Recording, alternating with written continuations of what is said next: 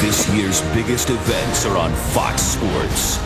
Home to the World Series, Super Bowl 39, and in February, the 2005 Daytona 500. Fox Sports, celebrating 10 years of excellence.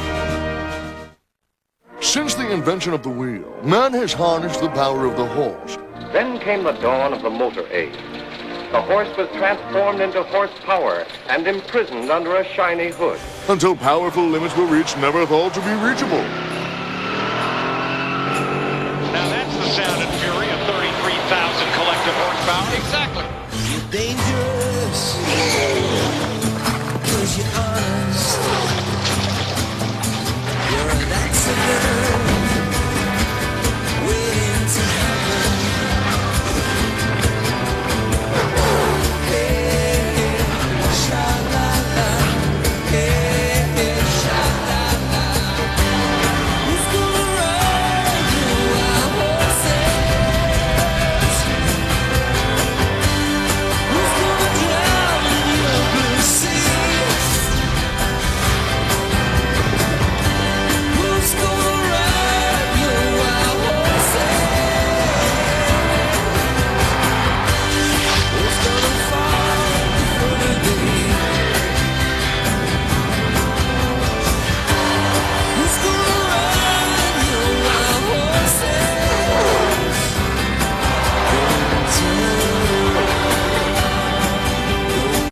It's horsepower gone wild, a place where they worry about the big one. Today, you're going to see cars speeding on the track, flying through the air, and one lucky driver landing in victory lane. Can Dale Earnhardt Jr. continue his incredible domination here? He's won 4 of the last 5 at Talladega Superspeedway. Ricky Rudd was faster this week. The 47-year-old is on the pole, his first ever pole at Talladega. And Rusty Wallace looking for his first ever win at Talladega after putting an end to his 105-race losing streak last week. Just some of the drivers you'll see if you hang around for NASCAR on Fox.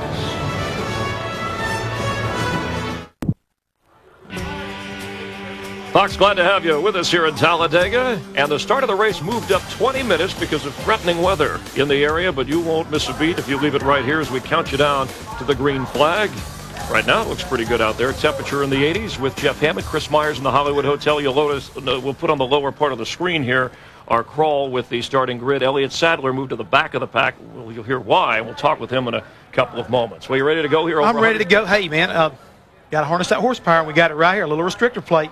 Carries the restrictor plate everywhere I go. Pants. I always worry about that. Let's welcome in Darrell Waltrip, getting a jump on things. He's up in the booth. Hey, DW, we got speeds of over 190 miles per hour. It's the longest track on the circuit. Is this the track that the drivers fear the most? Oh, I think there's no question about it. I mean, all you got to do is watch TV. And we talk about the big one, and it's something that we don't make it up. I tell people all the time, they have the big ones here. We just happen to be here to cover them. That's what the guys worry about. That's what the crews worry about. The wives worry about. Everybody here worries about that big wreck and getting taken out of the race early. And, of course, they had, 24, 27 cars last year. Talladega has been called the house that Earnhardt built. 7 of the last 10 races here have been won by either Dale Jr. or Dale Sr., from the Intimidator to the Dominator. Now, the first time Jr. ran here, he finished next to last, but in the last 5 races at Talladega, he's won 4 times. Jr. wins at Talladega. This is no great prediction, but that 8 car, you got to read. He's the daddy here. He's the Pied Piper. Those guys get just one fast race car that dominated this show. Now's when you take off the gloves, boys. NASCAR has called Junior's pass a clean pass. This is for the win. And the crowd comes to its feet. Dale Earnhardt Jr. 4 straight wins at Talladega. Dale has a fight. Woo! Good God. He is one happy guy. And here he is, victory lane. All right, let's go down trackside. Welcome in the driver of the 8 car, joining us live before he jumps in his car and before the race, Dale Earnhardt Jr. Dale, thanks for joining us here. You know, this first time you've come to Talladega in your career as the points leader. Given your success here, will that affect the way you race today at all? Well, not really. What's going to affect the way I race is how good my car is. If it's as dominant as it has been here in the past, we'll do everything we can to lead every lap. If it seems like it's not quite as good as we anticipate, we'll have to adopt a different strategy. But looking forward to today's race. It's a lot of fun racing here. Whether you got the best car or not, it's still a good time. So should have a good, safe race today. Hey, Junebug, it's a DW. Down at Daytona, Michael got knocked out early. You didn't have him to work with. You kind of hooked up with Tony. But I think watching the race yesterday, I think you'd probably like to work with your teammate if you could. Yeah, I mean, it's great when you have a teammate on the racetrack that's competitive like we did yesterday with Martin and like me and Michael have in the past. Of course, me and Michael both want to have each other in our mirrors when it comes down to the end of the race, to have each other to help each other. But I got other guys that like on the racetrack that I'm friends with, Elliott Sadler and Tony Stewart, and I'll help them just like they'll help me if it comes down to it. Hey, Dale Jr., this is Hammond. As far as the day's concerned, we always know what gets going on as far as the racetrack's concerned. But how about your pit crew today? Are they up for the challenge? Because getting you off pit road is going to be important also. Yeah, it's going to be pretty important. No mistakes. You know, when you get behind, when you get behind in on the restarts here, and you're in the back of the pack, it's real easy to lose the draft. I've done it before. I'm really bad about that on the restarts here, but we just got to have good pit stops. My guys have been great over the last several weeks. We had a couple guys knock the rust off themselves yesterday in the Busch race to get a little extra work in, so we should be fine. All right, Junior, thanks for joining us so close to the race, and good luck, all right? All right, thanks a lot, guys. We'll keep an eye on you. Hey, Jeff, real quick, DEI, they've won 10 of the last 13 restricted plate races. Why don't people copy them more, and what is their secret? Well, I think it's because due diligence to a certain degree. I can kind of compare this to a lot of people treat restricted plate racing like a checkers game. DEI treats it like chess. They don't mind the long, arduous moves that's got to be done. They will work all winter long for 1 horsepower. That's how important it is to them. And I think it's a lot of teams don't do that, and that's where the success lies. All right, chess or checkers. Time for the McDonald's drive-through championship fueled by Powerade. Kurt Busch, his crew, they won $20,000. Last week they had the best time on pit road. That was in Martinsville. Overall season-long standings, you see Kurt Busch, Leeds Jr., and Elliott Sadler. As we get set to go racing here at Talladega, we want to take a moment to pause and remember a professional athlete who truly was an American hero. On Thursday, 27-year-old Pat Tillman, a former safety with the Cardinals, was killed in action while serving in the U.S. Army Rangers in Afghanistan. In 2002, Pat turned his back on a 4-year NFL career and a multi-million-dollar contract and volunteered to serve his country. He did it without seeking publicity. He did it to defend freedom. As people gathered by makeshift memorials in Arizona and across the country, they remembered him. And it was John Kennedy who observed a nation reveals itself not only by the men it produces, but also by those it honors. In sadness and pride, a grateful nation honors a great American in Pat Tillman. As the United States Forscombe Color Guard from Fort McPherson, Georgia, presents today's colors. And please welcome Kenny Crosswhite from the Motor Racing Outreach Network as he delivers our invocation. Father, we'd like to thank you for this day that you've given us. Father, we'd also like to ask your presence here in Talladega with the fans, with all the support staff, Father, with all the pieces that make up the whole of this racing event. Father, we ask for your protection. We also ask that you would help us to praise you at the end of the day. And Father, as we pray, we also would like to pause for a moment of silence to honor and remember Ken Patterson, Director of Public Relations here at Talladega, who came into your presence on April the 2nd. Father, we ask that you would be with the staff here at the track. We ask that you would be with his wife, Jenny, and his sons, Zachary and Brady. Father, with his other family and friends. Father, we ask that you would help us to remember his life, his passion, and his impact. Please remain standing as country music recording artist Mark Wills performs today's national anthem. Oh, say, can you see by the dawn's early light what so proudly we hailed at the twilight's last gleaming, whose broad stripes and bright stars through the perilous fight, oh, the ramparts we watched were so gallantly streaming, and the rocket's red glare, the bombs bursting in air, gave proof through the night that our flag was still there. Oh, say does that star-spangled banner yet wave? Oh, the land of the free and the home of the brave.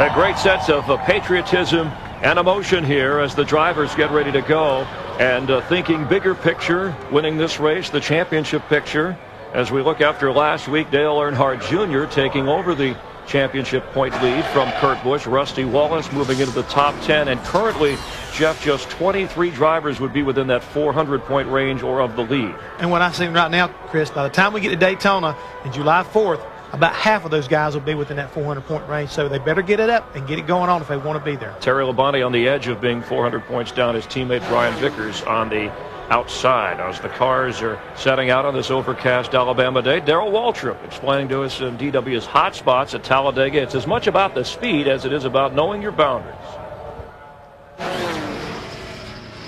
What makes Talladega unique, different if you will, it's not the 43 car drafts that we see all day long. It's not the 200-mile-an-hour speeds.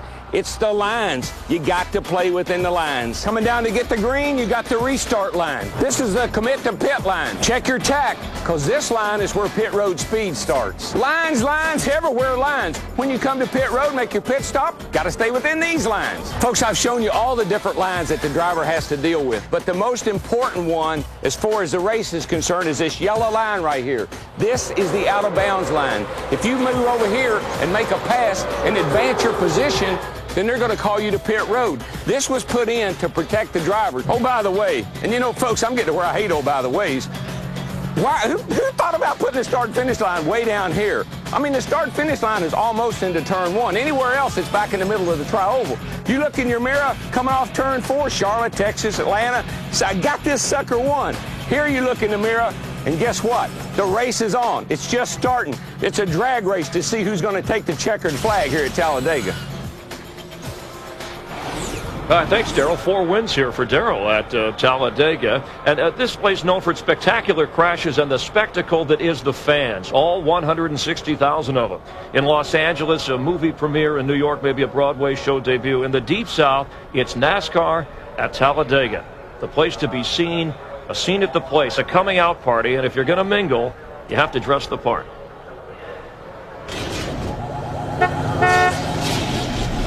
Here at Talladega, there are hot rods, hot women, and hotheads. This place is kind of like Woodstock without the music. Let's take a look. Hey, you know, DW is not the only one who can have a motor coach here in Talladega. All right, so Fireball Roberts says, "No way, Jose." No way, Jose. Can I have another one of those Mai Tais? And I have some infield stats here at Talladega that you'd find interesting. There are 4,000 RVs, 20,000 people, and 3 showers.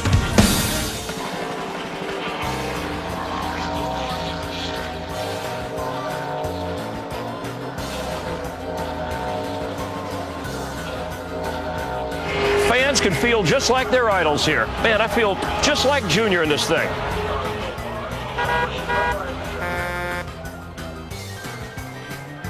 Hi, we're here with Curtis, and what's so special about your bus? Well, we have a karaoke machine. Mind if I give it a shot? Working 9 to 5, what a way to make a living. Hey, do I know you from somewhere?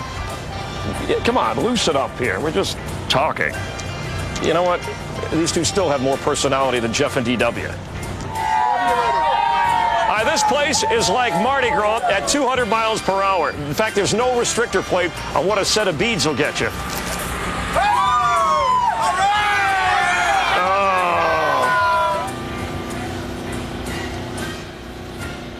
So who's your favorite driver? Hey, this was fun, you guys, but you can let me off right here. You don't know where I live. Wait, let me off. You know, I actually had a lot of. Do you not have any dignity? I feel more comfortable. I mean, come on now. Tie. Actually, I met people. There were people from 11 countries, 50 states, and 3 planets. I just wish they'd take you back to one of those countries. Well, there's a lot. The infield has kind of a culture of its own, but they're here to see a great race, and so are we. Let's get on. Bobby Allison there to call the command, part of the Alabama gang, and we're getting ready to go racing on Fox.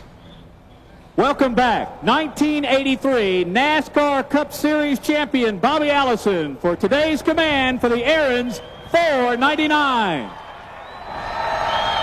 Derek Cope and all you other gentlemen, start your engines.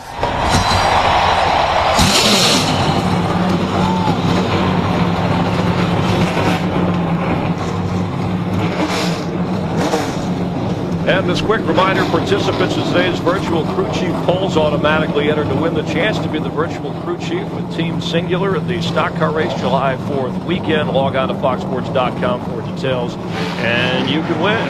Glad to have you with us here. It's NASCAR on Fox.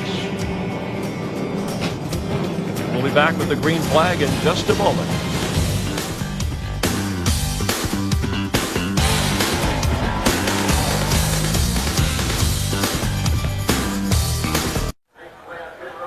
Hello, I'm Ken Butler, and welcome to Talladega Motor Speedway, where you're about to see the greatest drivers in the world run the Aaron's 499.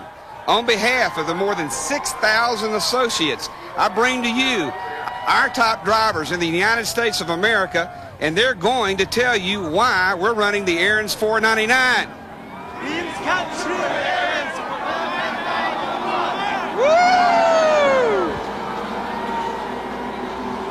Welcome back to Talladega, where today it's the Aaron's 499 on Fox for the NASCAR Nextel Cup Series. The 43 cars in the field will be paced by Ricky Rudd, Budweiser, official beer of NASCAR, proud sponsor of the Bud Pole Award, given to the fastest qualifier at each race. And Rudd joins this group as Pole Award winners of 2004 and moves into the Budweiser Shootout of 05. There's a look at the driver of the Wood Brothers Ford. The Wood Brothers have gone to victory lane 5 times here at Talladega. Matt Yoakum. Mike, in the Wood Brothers' 54-year history, they've now won 119 career poles after Ricky Rudd's run on Friday. 1 week ago, Rusty Wallace broke a 3-year winless streak. Today, Rudd tries to end an even longer drought. He's never won a restrictor plate race in 65 previous tries. The Wood Brothers brought out their traditional red and white colors with the gold numbers. It rekindled their pole qualifying efforts. Now they hope it rekindles their old big track success and score their 6th Talladega win later today. To the editor of Speedway Illustrated, Dr. Dick Bergman. Elliott Sadler has had an up and down time of things here at Talladega of late. On the upside, in this race last year, he finished 3rd, qualified 12th for today's race. But on the downside, in the final practice yesterday, his engine seized up. The engine change means he had to start all the way in the back today. But it could be worse. And last fall, it got worse. It got a whole lot worse. As Elliott, going for the lead, end over end, side over side, it was a 1 car, the big one. Another angle. He was okay. But it was a Talladega quality crash. Jeff Hammond, you've really got to be able to see out of these cars to avoid a situation like that.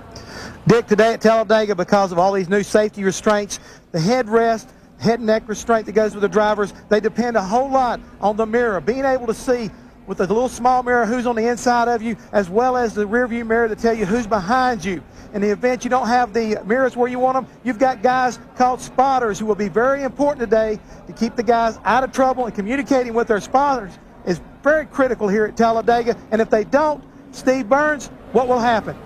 Well, Jeff, we just saw an example with Elliott Sadler. We'll see 3-wide racing, 8 rows deep for 500 miles. Thrilling for those of you at home to watch, awe-inspiring for those of us on pit road and in the booth to talk about. But The drivers know that type of racing will inevitably produce a multi-car wreck known as the big one.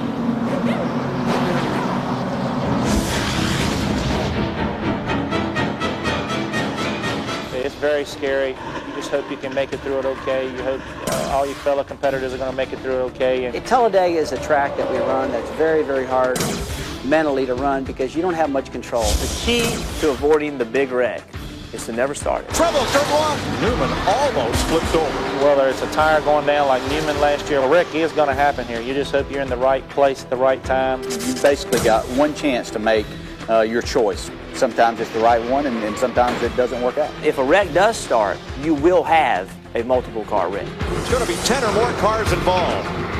It's better to be up front, and that's why you'll see people, the top 5, top 10 cars, fall in single file order and just try to get to the end of the race. And if I lead every lap, then the chances of me getting in a wreck are pretty slim. So it's real important to try to stay ahead of the mess. From once the wreck starts to the time the wreck ends, feels like a long, long time. Oh, trouble, guys. But it's something the drivers really don't talk about much of it. You can wreck and it makes a lot of noise, and you got fear and everything going through you. So it's real dramatic out there, and it's something that you're just not thinking about how I'm wrecking and what it feels like. And while you're watching at home with your family, your friends, and loved ones, keep in mind that these brave racers today are also fathers, sons, and in many cases, husbands. Jeannie Zelasco has more on that. Absolutely. And speaking of someone who has a husband out here today, Linda Rudd, we think about the families, and what do? You come to Talladega. Do you have a moment of peace here? Well, I did, because I didn't come here until this morning. But it's really not too bad. It's just really what you make it. Now, when he's out on the racetrack, that's another story. I think your mind's going the whole time. It's kind of nerve-wracking, but I feel a lot better. I'm looking out here, and I see those safer barrier walls this year, so that gives me a little peace, and then I'll just hold my breath for about 2.5 hours. All right, well, you certainly are the voice of experience. This will be the 55th race she's watched her husband partake in at Talladega. Guys? Thanks, Jeannie. There's Ricky Rudd at work. He will start from the pole. Mike Joy with Larry McReynolds and Darrell Waltrip. The ribbons that we wear memorialize Ken Patterson, who was mentioned in the invocation, the late PR director here at Talladega Superspeedway. 11 of 69 races here have been won with a last lap pass. Darrell, so how do you put yourself in a position to win here? If we're in the car with the driver and we've got the in-car camera where we can see the driver, watch his eyes. He's never really focusing on what's straight in front of him. He's always checking his mirrors, looking at what's going on behind him. You got to play defense. You got to be defensive. You got to block. And that gets you in trouble sometime. The other thing you got to do is be able to get on pit road without locking up the tires or breaking the speed limit. Yeah, I mean, we've already seen what one car making a mistake can do to the whole field of cars or half the field of cars. But remember, we're running those smaller fuel cells here, so that means we're going to be making twice as many pit stops. We can't speed on pit road. We got to make the right decisions, 2 tires, 4 tires, fuel only. And I'll watch Ricky Rudd in that in-car camera shot. He's not going to assume anyone is going to remind him of pit road speed. When he got his pit road speed, he reached up there with a Sharpie and wrote the RPMs on the dash. Can't make any mistakes. Now let's not dwell on the big one. 2 of the last 7 spring races at Talladega have been caution-free.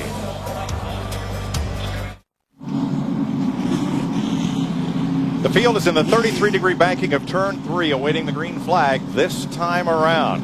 And they're on a little bit of a hurry-up start here because there is rain to the west and on the way, though hopefully not until after race time.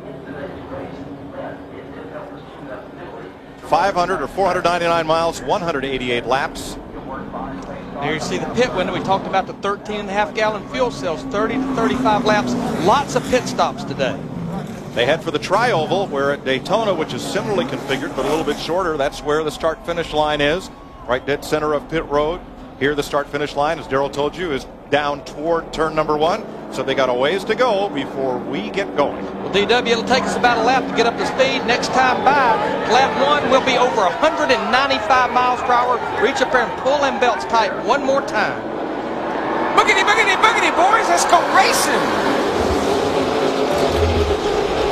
Unlike a lot of racetracks, we'll see side-by-side racing. There's not a preferred groove. It's where the best cars are that's the preferred groove. Dead heat at the front row.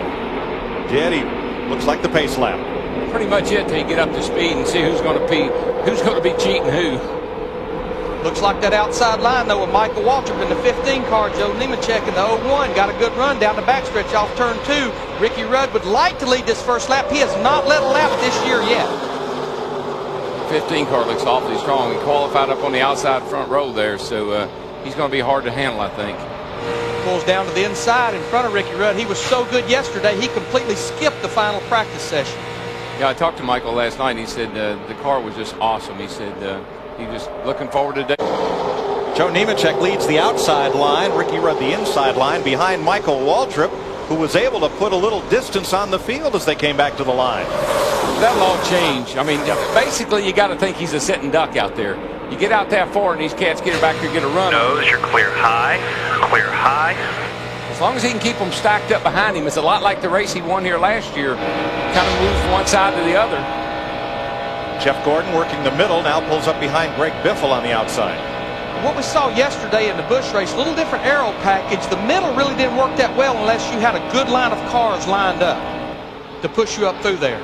If you get a good run, you can go up through there, but you got to be able to go left or right when you get it. You'll run out of steam going up the middle, and then if you can move into one of the lines, it's okay. And we're riding with Rusty Wallace in the Miller Lite car, the 2 car. Now he's been running the high line the last few laps, trying to get a group of cars behind him. Brian Vickers right now, the 25 is behind him, but there's not a lot of help with him.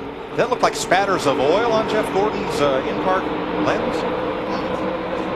Joe Nemechek has powered around the outside to the front. Nemechek also had a good day in yesterday's Aaron's 312 Busch race. When you can get that almost like slingshot at the end of the straightaway and you can swing to the outside, you can make a pass. Nemechek and Mark Martin are the front twosome. We've been expecting the Hendrick car got to be over strong. Smoker turns. Looks like Ricky Craven, the 32 car. All right, Bo, got a lot of smoke, got a yellow. Craven had dropped well back as you see the smoke from the left rear of his Tide Chevrolet. They get those engines for the restrictor plate races from Richard Childress Racing. It's definitely engines. That's coming out the exhaust pipe that exits right there in front of the right rear tire. Internal problems, usually not correctable within the scope of a 500-mile race. We're under the first caution of the day.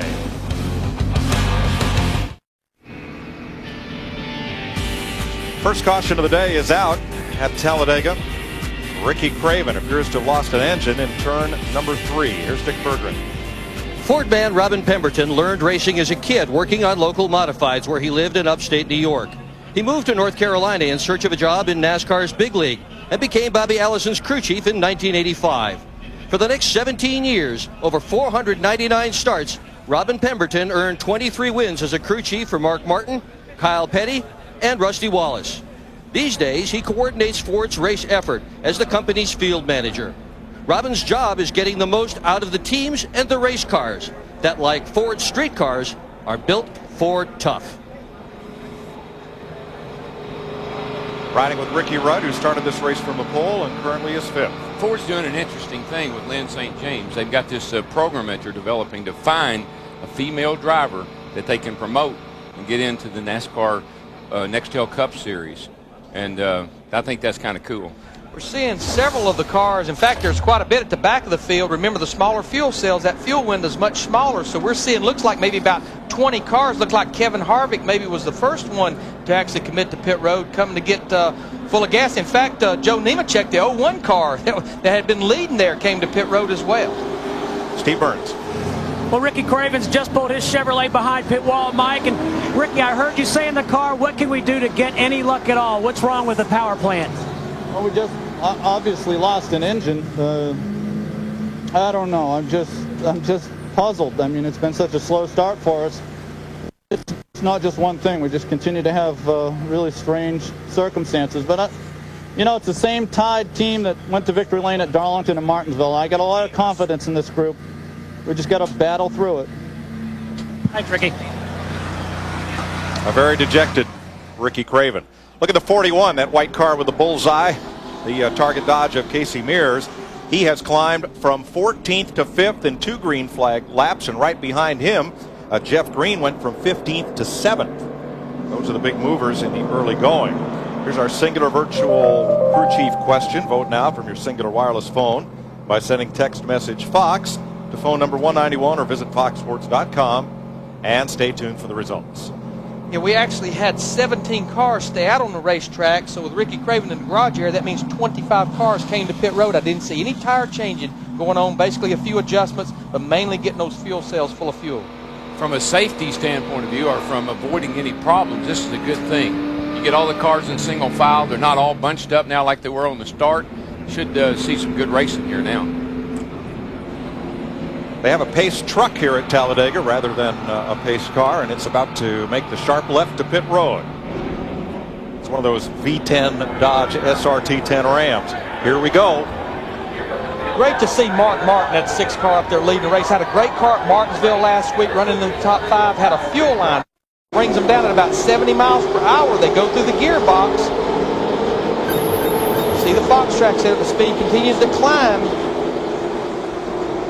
Probably about 140 miles an hour as they turn off into turn 1. With the restrictor plate under the carburetor, it takes about 1 full lap to get up to full speed here.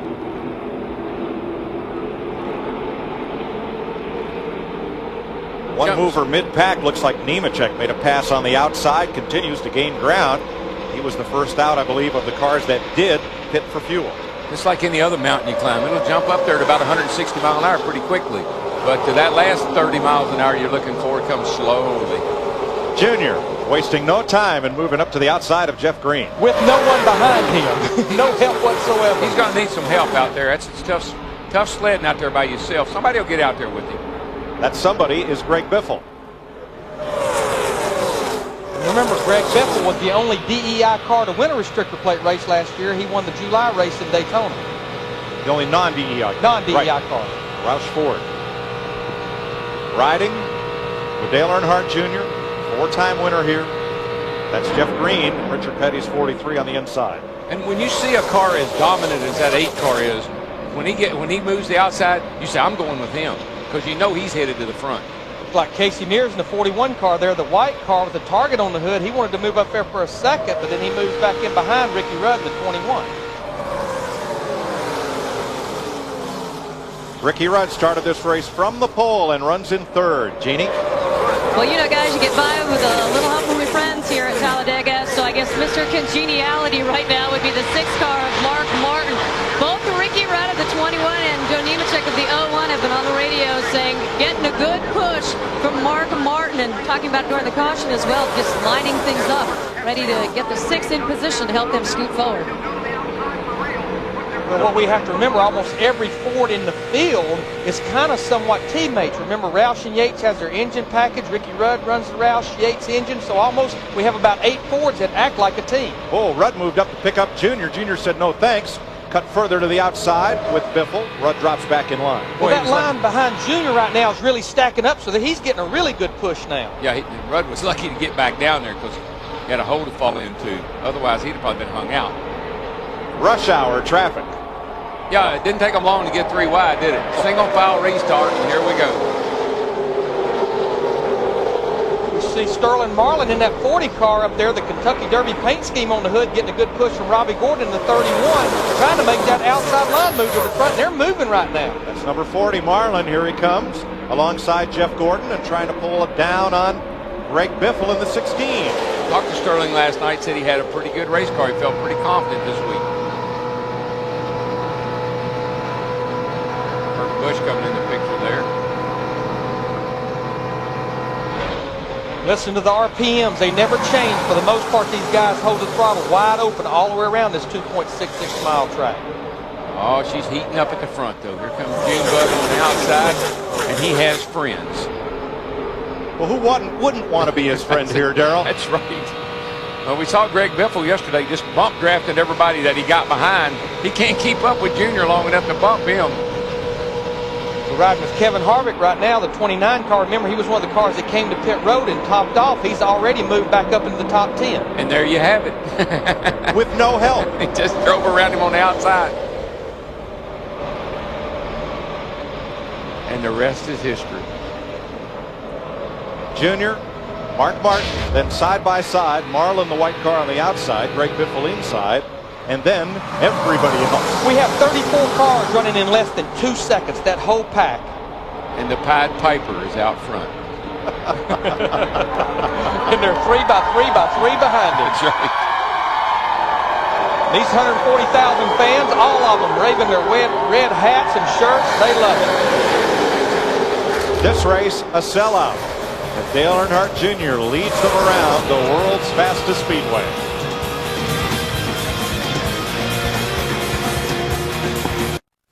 The Aaron's 499 on Fox is brought to you by Aaron's. Let Aaron's drive your dreams home today. By WebMD, redefining modern medicine. By AOL 9.0, now with top speed technology. And by Dodge. You can take life as it comes, or you can grab life by the horns. 14 laps complete. It's one big pack, but for a couple of stragglers, and it's led by Dale Earnhardt Jr.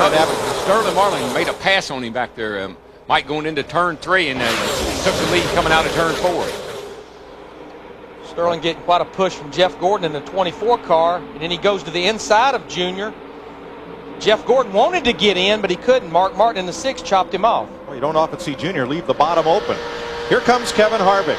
He has come from 19th to 10th since the restart, and here's how. That's just not enough room there for. Yeah, I guess there might be. You just give him a little shot. Look how that shoots that 41 car. Casey Mears ahead. Kasey Kahne just in front of Harvick has come from 26th to 9th since the restart as Junior battles back for the lead. Kind of hard to keep the lead, Larry. You get out there for a lap or two, but somebody will make a run on the outside and get around you. Yeah, I mean, now we were talking about 34 cars. We have 39 cars that are 2 seconds apart right now. And we were 4 wide coming through the tri-oval, which was Calamity Corner in yesterday's Busch race. The tri-oval is the most difficult part of this racetrack. You're looser there, and you've got less control there than you do anywhere else on the racetrack, especially when people are all around you. See Kenny Wallace back there in a 00 car owned by Michael Waltrip. That's a DEI engine in that car as well. Kenny making his first start this year in Nextel Cup. Tony Stewart trying to squeeze through the middle, and here's Matt. Mike, earlier in the show, Jeff Hammond documented how difficult it is for drivers to see. 4 years ago, Jeff Gordon complained to Mark Martin after the Bud shootout how difficult it was for him to see along the left side of his car. Mark actually gave him this bracket and mirror that came off his shootout car. Jeff ran it for 3 years. Then back at the Daytona 500, the team tried to do something different, a little more convex mirror. Jeff liked it, but he said he really couldn't see cars as they tried to peek out, trying to get a run on them. So they tried to do something different for today. They went to their local Lowe's and cut a plastic reflective mirror, mounted it on the left side A-post. But Jeff said it's starting to bubble. He cannot see very well. So they're going to go back to this mirror on hopefully what they get is an extended stop, double-sided tape. But spotter Ron Thiel is now really going to have to be on his toes to help Jeff on the left side of his race car. And we got another lead change. Got another cat out front. It seems like today, unlike in the past, you can get a run on the guy leading the race and get around him. Kurt Busch brings his Sharpie Ford to the line, and he brought Casey Mears with him. And watch Jeff. Watch him look up at those mirrors. There's that little mirror over toward the A-pillar or the windshield post. Yeah, the one he wants to watch is the one right there above him, and that tells him where everybody behind him is, and he will constantly be looking in that mirror. You kind of know where the cat in front of you is. Everybody's running wide open. It's where all the other people are you want to know. You know, as we watch Kurt Busch in the 97 car lead this race, this is not a huge surprise. He ran his first restrictor plate races. He's going to get a challenge though from Casey Mears in the 41. His first restrictor plate race back in 2001, he picked up on the draft. I was talking to Jimmy Finney this morning and said, Kurt figured out this draft, one of his first races at Daytona. And this is the same car he ran there with the leaders all day long at Daytona, got a lap down, couldn't get it made up. And the reason why we always holler about 3 wide, 3 wide, you see how he's trying to force, that was Robbie Gordon trying to force in between those 2 cars. They buffer off of each other from the wind, and then they hit each other and they wreck. 5th time Kurt Busch has led at Talladega. Casey Mears is our new leader. As soon as we get around to talking about a leader, it's changed already. These guys are getting such a run into the corner. I think they've got more momentum getting into the corner than I've seen here in a while. Steve Burns. Mike Warburton had high hopes today. He qualified that 0 car in the 10th position. He has dropped all the way back to 39th. He said his water temperature is up around 300 degrees. It is not dropping at all. He went to the back to try to get some clean air, but they are very worried down here in the pits. They have water standing by in case Ward has to make an emergency stop and put it into the radiator. Two fellas coming up through. Johnny Sauter on the left of your screen. The AOL Chevy up to 18th now. And Tony Stewart has come up into the top 10. And Larry, this heating problem. Yesterday, cars overheating. Today, cars overheating. What is going on? Well, and I talked to a lot of crew chiefs this morning because they did pay a lot of attention to that Busch race yesterday where a lot of cars were overheating. These guys run as much tape on the nose as they possibly can because that really helps the straightaway speed. And Darrell, you and I talked yesterday, it's like you can never simulate race conditions in those practices. And when these cars get in a 39-pack wad, there's not a lot of air flowing through it unless you're out leading like Casey Mears, and I think they get sucked into running too much tape. Jimmy Johnson running right behind Robbie Gordon. Oh, trouble. There it is. 17. Matt Kenseth at 17. 9. Casey Kane. I think it's going to be. I don't think that many guys are going to get in it, y'all. Darrell, I like what Casey Kane did. He just cut left and cut away from it and slid down, and I don't believe Casey Kane made any contact. I don't think anybody did. I don't believe the 17 did. Matt Kenseth, the 9 looks like he's driving off. Yeah, we didn't hit anything. We didn't tear anything up here, I don't think. The towing seems like, well, I don't know. I don't think we heard anything. Just watch the tires so they don't come apart here. That's Matt Kenseth, and he sounds a little surprised. Yeah, I can't believe he hadn't torn up something. He may have some damage on the right front. I can't tell just yet. This happened coming out of the tri-oval, and it puts us under the second caution of the day. Well, the reason he sounds surprised is he went across the start-finish line in 18th and Kane in 20th, and everybody else was right around him. Let's see what happened here. 22 car had to check. Well, I guess he's seeing them spin in front of him. Oh, Casey Kane got turned by Elliott Sadler. He didn't turn left, he got turned. There you go.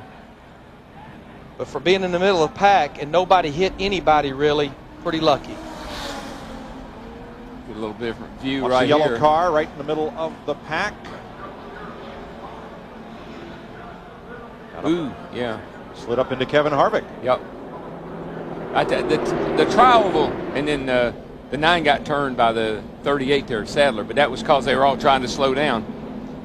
You saw the Fox tracks there. He was spinning across the finish line at over 100 miles per hour. And all I saw was that as Kenseth spins, either the front or the back of his car may have gotten into Kenny Wallace, the side of Kenny's car. Yeah, they made a little contact right there in the 29 car, actually. But I can't stress enough how difficult the tri-oval is. You'd think it'd be a piece of cake, but there's not enough banking there for the kind of speed we're running. Hit a gear and go, baby. But you know, we had Jimmy Spencer up here yesterday, and he was talking about that being the toughest part of the racetrack. It always feels like it's loose or wanting to have the tail come around there. We'll come back and double check these cars for damage. We're under the second caution of the day in the Aaron's 499.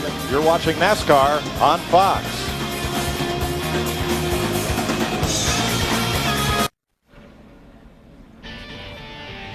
Second caution of the day in the Aaron's 499. Matt Kenseth spins after contact with Kevin Harvick. Casual contact. Kenseth spun, caught a piece of Kenny Wallace, and Casey Kane got turned around by Elliott Sadler.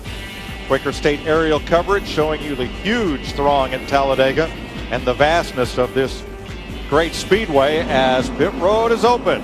Matt Yoakum. Jeff Gordon makes his way to his pit stall. We told you earlier they're going to work on that mirror. Mechanic Jay Lupo hands it through the window to Jeff. He's going to try to stick it on with that double-sided tape as he's down and away to Jeannie. Overheating a problem for Casey Mears in the fall race. So you better believe he's been all over the gauges. Really likes the way the car is out in front. They just took right side's air pressure. Steve? Jeannie Michael Waltrip very loose, almost makes contact with Kenny Schrader on pit road. Let's go to Dick. Dale Earnhardt Jr.'s crew has just taken one round of wedge onto the left side. His only complaint about the car, not everybody will work with him. If they won't work with Earnhardt, who will they work with? Good point, Dick. We saw one loose wheel from Rusty Wallace's car that was quickly retrieved by the crew. Here is another one. And Dale Jr. took 4 tires, one of the few cars that did. Most of these cats took 2. Elliott Sadler, some work on the nose of his car after contact with Casey Kane. And Johnny Benson got turned around on pit road trying to come in to make his stop. Yeah, I mean, we basically had about 38 or 39 cars all on pit road at one time. Well, let's see where this came from. Nobody's going to claim it. You can bet that. Looks like it probably was the right rear tire off the 30 car, Johnny Sauter's car. Casey Mears in the 41 hits it as he leaves his pit. Now, that could damage the nose on that 41 car because the tires weigh about 75 pounds. Aren't the teams required to put their car number on each wheel? Yeah, it's a good idea. Except when it's sitting out in the middle of the pits. That's right. Looks pretty good. Because Sauter's team did not leave that tire laying on pit road, it is not considered a violation, as if the team had let it roll away. So no harm, no foul.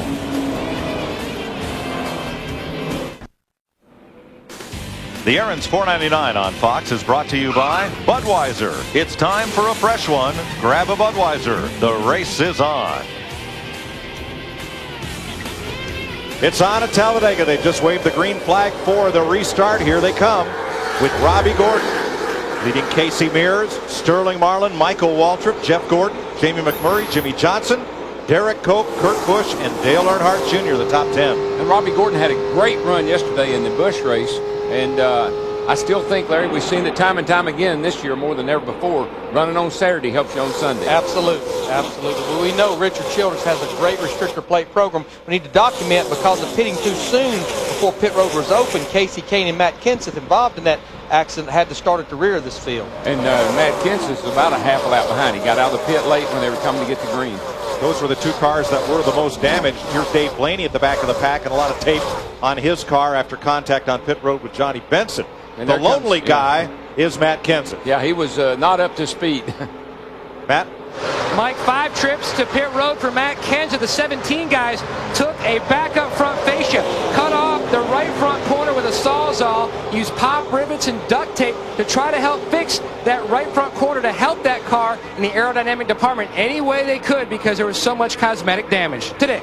A lot of damage to the front end of Elliott Sadler's car. Right now, the crew, led by crew chief Todd Parrott, is working with a new nose piece. They're trying to figure out how exactly they want to slice it so they can get it onto the nose of that race car and get it fixed. See the lines? That's where they're looking about to cut this thing with a Sawzall and try to get this car back aerodynamically.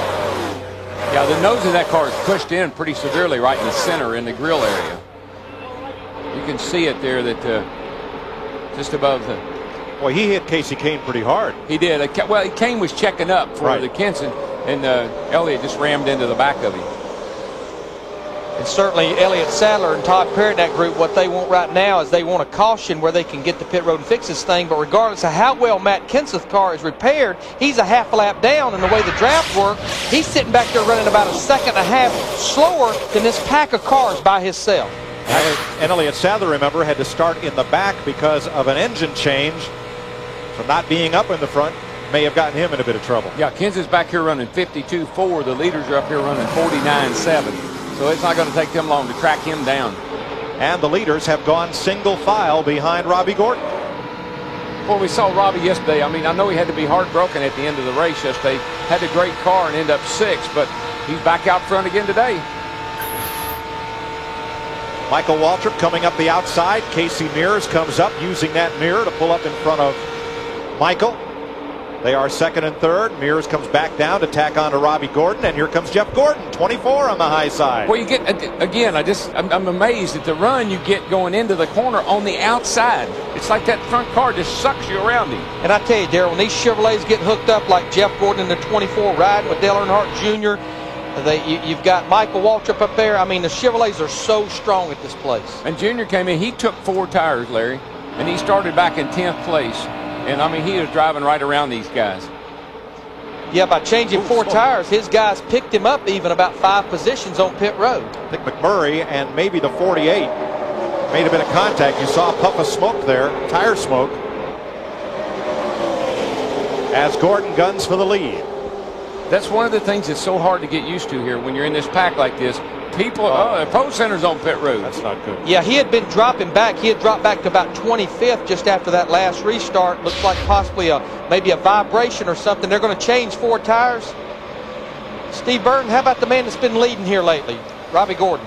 Larry Mack, he's having some extra anxious moments right now. He just seconds ago said he ran over something coming off of turn 4. And at 190-something miles an hour plus, that can be a little alarming. And the pack was single file through the first dozen spots a lap ago, and now look at it. And while they were single file, about the top 15 was pulling away from the others. Now that they're doing this, that group is caught back up again. White knuckle racing. This many cars under a blanket, you can see why. Watch those 2 cars on the outside. There's the 8 and the 20, and they have got a relationship going, and they like hanging out together. Now this pack right here is going to catch Ricky Rudd halfway down the backstretch, who just left from pit road. Maybe he can get up with this pack, and remember, he can always get that free pass should a caution come out if he's the first car a lap down. Look how fast they're blowing by him, because like we talked earlier, it takes a full lap to get up to speed here when you leave pit road. Let's go back and show you that contact between Jimmie Johnson and Jamie McMurray a lap or so ago. We just got a confirmation that Ricky Rudd did have a vibration when he came to pit road. See, there again, he's trying. 42 McMurray's trying to squeeze in a hole that is not there, but that's something you got to get used to. The hardest thing to get used to is people running into you here, whether they're helping you by bump drafting or just making contact like that. And Darrell, what we've seen, you know, if you damage the side of the car, that's not too bad. You damage one of those front fenders or the nose like Elliott Sadler, you could be in trouble. Yeah, I don't mind caving the side in. It makes my car smaller. From Dale Jr., Tony Stewart right behind his Daytona drafting partner. As he mentioned, they ran to a 1-2 finish in the Daytona 500. That's Joe Nemechek in the Army 01. Inside of Tony now. Kevin Harvick inside of Junior, and Robbie Gordon on the bottom. Jeff Gordon the leader with Casey Mears. Talking about Tony Stewart, Danny Lasowski drives his sprint car for him. You talking about a cat that is still pumped up because of that IROC race at Texas. We got trouble. Jimmie Johnson, looks like it's a tire that's down. Remember, they're the tire got debris. apart. Got a big hunk of debris right. You're going to have a caution. And that'll be a big break for him and a big break for Matt Kenseth. Caution is out. How about Ricky Rudd? Is he going to be, he should get the free pass, lucky dog. I believe you're right. He'll be the first car 1 lap down. So let's show you again where this may have started. Watch the left of your screen. Oh, yeah, definitely. When they were coming right through here, they made contact, and we've seen that so many times. These front fenders get in those left rears and cut them down. And let's show you the result. Whoa, baby, he's doing a good job of hanging on that thing. And Rusty, good thing he had an old veteran like Rusty behind him, give him some room and then get into him. Yeah, I Here mean, goes the tire about apart. a dozen so cars behind him. There you see it come apart. Shortly after that, the caution came out. Ride with Rusty Wallace here. Starting to see smoke right there. Yeah. That's why Rusty was, you know, Rusty probably needed to give him a little extra room here. You hear Rusty working the throttle. And could you imagine going down the interstate at 55 miles an hour, your left rear tire come apart? Remember, that was 195 miles per hour. We talked last season in his championship winning season about Matt Kenseth's luck, and it continues. Kenseth was only about 12 seconds from going a lap down to the leaders, and the caution flag saved it.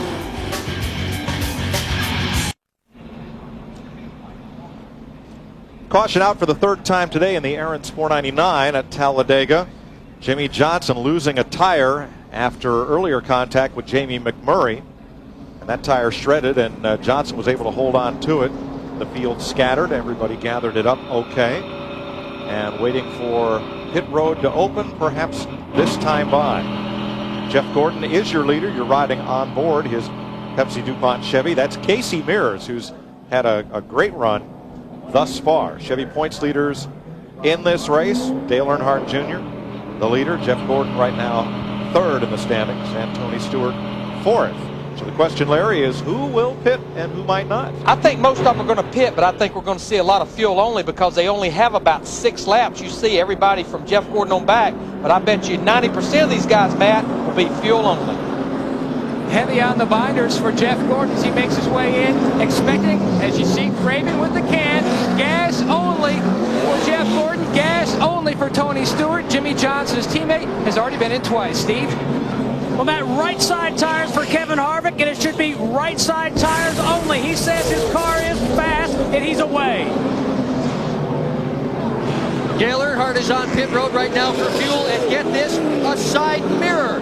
They have just put a new side mirror on his roll bar. Junior says the car is fine, but he just wanted to see a little bit better. They tied it on with Velcro and a tie wrap, and they're hoping it'll stay there. These gas-only stops are difficult as Johnny Sauter tries to get back into position. He was sideways because half the field is still coming in while the first half has gotten their gas and they're coming out of their pits. Watch this. See Casey Mears in the 41 car. Now, that could do a lot of damage to the front end of that car. But once again, this is not Casey Mears' fault. Spotter, crew chief. They got a pretty good nose on that 41 car because they hit the tire earlier. Didn't seem to do a lot of damage, and that doesn't appear to have done a lot of damage. Yeah, it's the second incident involving those two teams in the pits. To me, that's the downside to the small fuel cell. You just spend too much time on pit road. Too many chances for things like that to happen. With a bigger fuel cell, 6 laps, most teams at the front would not have ever pitted. Exactly. Jimmy Johnson getting a remedial repair, as is Elliott Sadler from the earlier bump with Casey Kane. So let's go to Chris Myers for a Visa race break. Thanks, Mike. Guys, in the Hollywood Hotel with the Jeff Hammond with Dale Jarrett moving to the front. We now have had 11 leaders today. 12 leaders is the most we've had in any race this year. So setting the pace for what we probably will see all afternoon. Definitely so, Chris. When you come to Talladega, it's always about who can get to the front. Leading is very prestigious, but if you got a good race car, that's really where you want to be to kind of stay out of trouble. All right, a lot of work in the pits, so let's take a look at Jimmy Johnson. Mike explained why he had the problem with the tire, and they're just hammering away. Again, the bump drafting these guys have been doing, you can see the crewman, he's working very diligently right now, trying to roll that bar back down, so not only will it help to protect the front end, but also to get air back inside of it. Now, watch here, the contact that's being made here on pit road. That's Dave Blaney. Yep, Dave Blaney. You see Johnny Benson going around. I mean, pit road is so dangerous when it comes to the fact there are so many cars. You see the crewmen are coming out. They're trying to fit a new piece on that corner, the right front corner, the damage he had. They need to add a piece to it. And another victim of some of the early damage early on was Elliott Sadler. He got in one of the accidents first part of the race. He ran in the back of a guy, again, punching the nose in.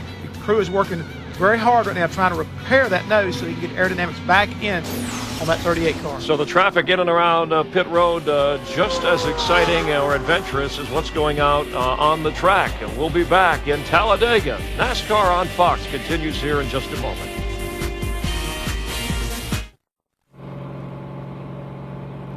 We're all done with the third caution of the day. They'll get the green this time around. Jeff Gordon leading Joe Nemechek, Scott Wimmer, who went from 11th to 3rd during this caution flag with a good stop. The McDonald's Drive-Thru Championship fueled by Powerade. There are the standings after 8 of 36 races among the teams that choose to compete in this competition.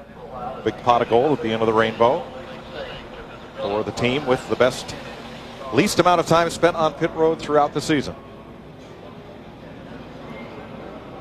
Gordon, Nemechek, Wimmer, then Dale Earnhardt Jr., Kevin Harvick, Robbie Gordon, Brian Vickers, the Busch champion and rookie, Sterling Marlin, Jeff Burton, Tony Stewart, the top 10 at pace speed, 70 miles an hour roughly. And then they'll grab a gear and we'll go back to green, finishing up the third caution period of the day. You know, it's pretty cool without a speedometer or anything else. Just got a tack, speed limit 70 mile an hour. Guys are dead on it. Fox tracks on Robbie Gordon back there in 6th position. Now Brian Vickers, who's back in 7th in the 25 car, up to speed through the gearbox. One of the reasons they hang out next to the wall like that is so you can only pass to the right. So if a guy behind you anticipates that start and you leave a little room, he can get up beside you. Once you get past the start-finish line, you can do what Dale Jr. just did, drop to the bottom as he passes Scott Wimmer for 3rd. Anticipating those restarts is very, very important with these high gears and low horsepower. We also see teammates right there, Kevin Harvick in the 29, Robbie Gordon at the 31, stacking up behind Dale Earnhardt Jr., working the high side. Scott Wimmer, of course, in the 22 car, remember, had that great 3rd place run back in the Daytona 500 with this very car. Definitely been the highlight of his season. And did it with some good pit strategy, too. Yes, sir. I think that's how he got up there just now. Wimmer, the best Dodge in the race right now. Jeff Burton is the best Ford in 9th place. Here comes the Pied Piper. yeah. Oh, here, follow me, baby. If I was out there, I'd be looking for him all day long. Where you go, I go. You go to the bathroom, I go to the bathroom. All right, let's get an update on caution flag stops. First to Jeannie. Well, guys, you were talking about the usefulness of teammates, so there's some other uses as well. The 42 car of Jamie McMurray did the courtesy for the 41 teammate of Casey Mears. Checking out his car, he said, you do have some damage to that right front, and he did start to feel some tire rub. Casey, that is, and you can see right here, it was rubbing on that right front tire. That fender was pushed in. He made the pit stop. They did the repairs to the car with a whole lot of tape and gave him 4 new tires. Matt? Jeannie, Ron Malik and Joe Zanolini did a lot of work on that left rear quarter, Chad. How bad's the damage? I don't think the damage is really that bad. Our car is just terrible today. I hate to say it. I don't know what happened. I mean, yesterday we were great in happy hour, real happy with the car from the time we unloaded, but today it's just terrible. So I don't know what's happened, but we'll keep working on it. I can promise you that. We'll get the low Chevrolet back up there and we'll get us a good top 10 out of this day. Chris Osborne, his spotter, came on and told Jimmy, I apologize, the 42 had such a great run, so fast, I didn't even have a chance to key the mic to tell you. We saw that in the Busch race yesterday, and I have to believe it's this little bit different construction of tire. A lot of cars fighting handling issues. And normally, handling's not an issue at Talladega. Yeah, I just wondered, Chad said the car is terrible. I just wondered if it was a handling issue. Michael Waltrip behind Kevin Harvick for 2nd or 3rd place, depending on how you mark it. Tell you what, I watched that inside line, that old Home Depot car. Tony Stewart in that 20, he's starting to make a move here. Getting some help from Kurt Busch in the 97 car, Mark Martin in the 6.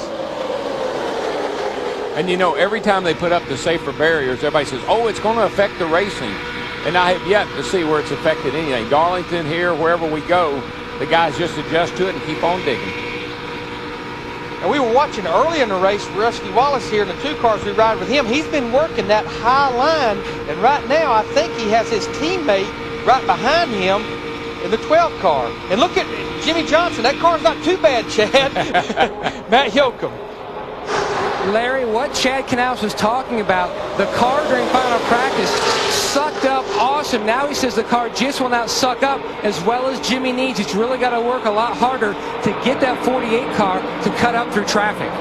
Matt, one of the problems you run into when you're out there with a few cars is your car it'll run a lot differently than it will when it's in this mess right here. Air is so disturbed, it's moving all over the place. Sometimes you're just not getting air into the carburetor. And that's something, like we talked earlier, you just can't duplicate in practice. And that's why when we see them out there in practice running like they're racing, you've got to do that in order to give feedback to the crew. 3 wide, back to 3 wide. 3 wide, 3 wide. This is big right here, guys. Tony Stewart, who restarted 9th, has the lead, but for how long? He's on the high side, and they're all lined up beneath him and behind him. Oh, this is huge. 5th time that Tony has led a Cup race at Talladega. Everybody's got to mind their manners here. Tell you what, looks like Kevin Harvick in that 29 car, he got quite a run through the middle of 1 and 2, but Tony was on the high side off 2 in the 20 car, and he got the run, won the battle off turn 2. If you have to squeeze out of the throttle or touch the brake, either one, you lose so much momentum that they just sail around you. There are 40 cars in this pack of 43 that started. Now look at the front of this pack. I see a lot of our rookies. We're looking back at Brian Vickers over there in the 25 car. You got Scott Wimmer right beside him in the 22 car. A lot of our rookies. Some of them making their first start here at Talladega, right up there in the front, like veterans. And you know what they'd say? Oh, this is fun. This is cool. Stewart under pressure as they get 4 wide. Kevin Harvick on the bottom takes the lead. And as Darrell was talking earlier, 4 wide, this racetrack is plenty wide enough, but these cars move around and bounce around so much, all it takes is one bounce the wrong way, and you got the big one. That yellow car right in the center of your screen, that cat car, is rookie Scott Wimmer. Steve? And Mike, Larry Mack was right. His third place finish at Daytona, his best finish of the year on that last pit stop. They took fuel only, no tires, no adjustments. Scott Wimmer likes the way that car's handling. Boy, I don't. Man, I just saw that thing get loose up here in the middle of 3 and 4. And Larry, it looks to me like that's an issue with some of these guys right now. Their cars look real loose. And I think that's possibly the product of this little different construction of tire that Goodyear's running here. 4 wide where Wimmer is. Now it gets down to 3 abreast. Not for long. Junior the leader. Harvick coming back on the inside with Stewart. Harvick back to the lead. Remember, the lead changes only count if there's a different leader at the start-finish line than there was last time. So far, 12 drivers have made a total of 16 lead changes. I love our scoring monitor. There's 38 cars in this pack, and what it indicates is if we see a green dot, they held their position. A blue or red arrow indicates they changed position. There's no green dots on this scoring monitor. Every car in the top 39 changed positions that last lap. Dick Berggren. Now, Mike, I'm very close to the racetrack. Probably as close as anybody can get and watch what's going on. And what I'm seeing is frightening. These guys are all over each other. Front bumpers into back bumpers, all through this pack of 3 and 4 wide.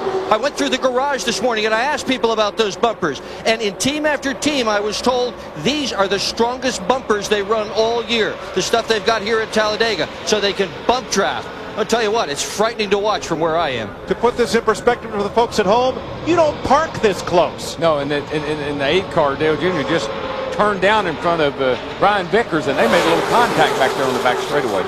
And there's a fine line. You want that front bumper just as strong as you can where that nose don't give in, but you don't want that rear bumper so strong that when somebody's bump drafting you, they can spin you out. Darrell, you said Junior turned down on Vickers. We saw under caution where his A-post mirror, the windshield post mirror that was Velcroed on, fell off. He didn't have that mirror to rely on. No, he was up there adjusting on it. It was Velcroed to the roll bar, and it fell off as he was riding along, so he doesn't have that working right now. So right now he's totally dependent on Stevie Reeves, his spotter above us, and coming off turn 4, the spotters really don't get a perspective of being clear because they're coming right at the spotters. Kevin Harvick will give you perspective. He's got the lead with Tony Stewart. You're riding with Junior in 3rd, Michael Waltrip on the outside.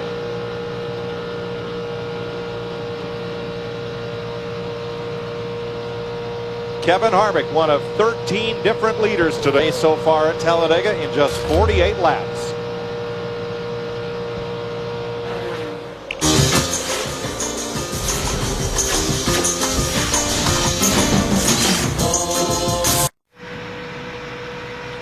.52 laps complete. Dale Earnhardt Jr. the leader over Brian Vickers and Jimmy Johnson. You're riding with Kenny Wallace. That's Kurt Busch alongside. Do the math, folks. Here are the biggest movers in this race. And look at Matt Kenseth, who restarted 39th on lap 40, and he's made it up into the top 10. And you know, Mike and Larry, I know that Dale Jr. like to win this race today because Thursday is Dale Earnhardt Day up at the DEI, and it's Dale's birthday. And, of course, they got a victory yesterday in the Busch race. Probably like to take one home and make a great week for him. Trouble, Darrell. Joe Nemechek way off the pace, way up high. A car almost got into him, but Nemechek was able to stay clear and got out of trouble. I think something had been going on with that car for about the last lap or two. He almost got into Matt Kenseth in the 17 car just about a half a lap ago. I think we'll see it right here. It's coming off turn 4. Oh, he got forced in there by the 77 car. Made a little contact with Brendan there, and that forced Nemechek down into Kenseth.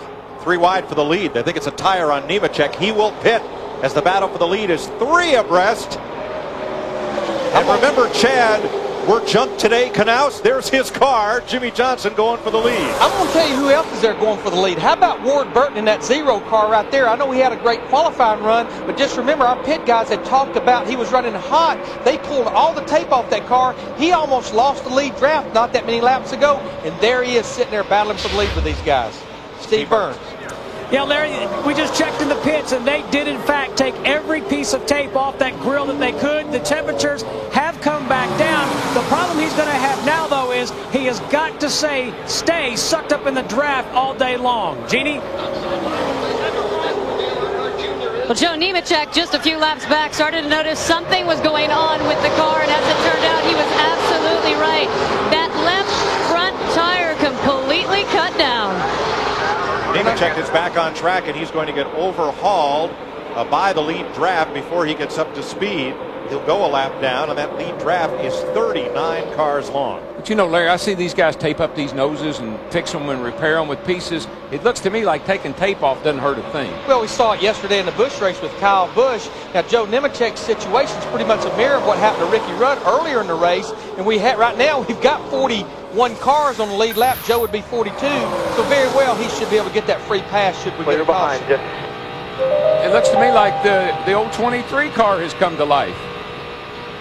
That'd be the 8 and the 15. 8 and 15, 23. I thought you were talking about Blaney. And they get you the 23, Darrell. Dave Blaney. Sorry about that. You know, we got more cars with body damage at this stage in the race than we had at the checkered flag at Martinsville last week. See Ricky Craven in the Tide car right there coming back out on the racetrack. It was reported that he had a broken rocker arm. Now he will be back out there, but he'll be 53 laps down, just trying to make circles and see what happens. With the way that thing was smoking, Larry, out the tailpipe, I would have never believed they could fix it. Me either. But a third of the way through this race, all 43 cars are out on the racetrack, and 41 to 42 of them are on the lead lap. 20 lead changes. We're not even close to halfway. Dick Berger. Car number 25, Brian Vickers, started all the way back in the 39th position. And you talk to the mechanics here in the garage area, and they'll tell you there's almost nothing that they can do to a car to fix it, make it better because of NASCAR's tight rules. But guess what? Right now, Vickers has just taken the lead. His crew chief this morning, Peter Suspenzo, told me that all they did was work on the motor a little bit, tune it up, work on the tailpipes, work on the cowl, and wow, he's leading. This kid, by the way, is only 20 years old. And speaking of wow, how about Matt Kenseth, that 17 car? Here we are at lap 57 on lap 21. He was backwards across the finish line. Here he's up there bidding for the lead. My experience has been, Larry, you can fix them better at the track during the race than you can when you get here with them. Yes, you can. That's right. Fix them at the track. You don't have to go back through inspection when you fix them in the middle of the race. Looking back from second place, Dale Earnhardt Jr. at his teammate, Michael Waltrip, at Matt Kenseth and Jimmy Johnson. Brian Vickers hauls them around Talladega in that Hendrick Chevy. Boy, Michael just drove down under Dale Jr. and I don't know if he can slide up in front of him or not, but he's trying to get down there with Vickers. This is 8, the first car outside with 29 and 31 helping him. 17, 48 with you. But Darrell, what I'm seeing, you talk about fixing these race cars during the race. What I see these teams doing, they're much better prepared to make repairs on their race car. They have half noses, center of the noses. It's not just trying to tape it back up anymore. No, they know that they're going to have contact here. They know they're going to bump draft. They're going to hurt the noses. Maybe they need pieces, extra pieces here, probably more than they do even at Martinsville.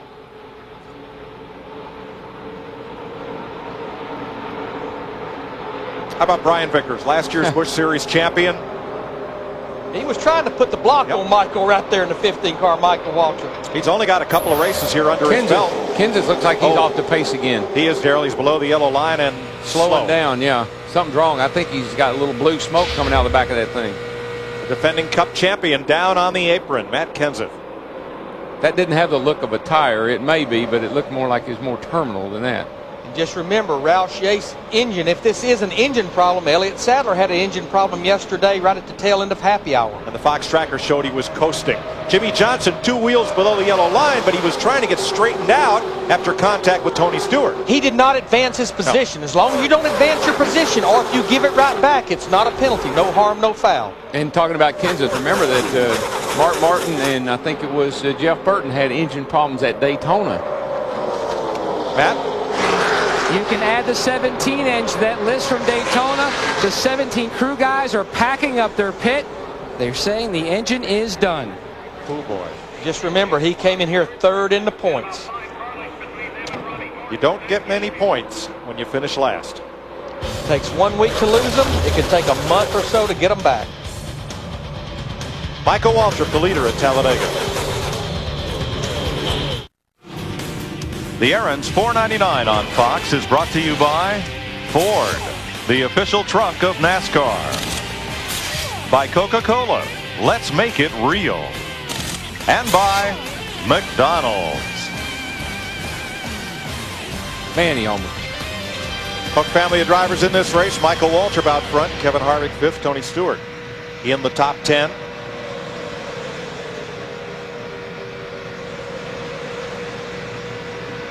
And a big trouble for Dave Blaney in that unsponsored Bill Davis Dodge. Came here with high hopes. It liked to have been big trouble for Yes. about 20 other cars. Oh man, right in the middle of this crowd back here. He just went up the hill when that tire let go. Everybody behind him had to check up. We stay green, but you'll be able to see that it has completely split this field in half. The cars that were in front of Blaney at the incident and the cars that were behind and had to scatter. Watch the 23. Here he comes right up there. Oh man.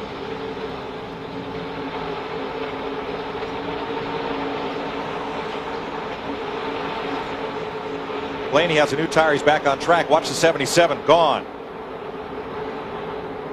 Man, that 30 car was gone.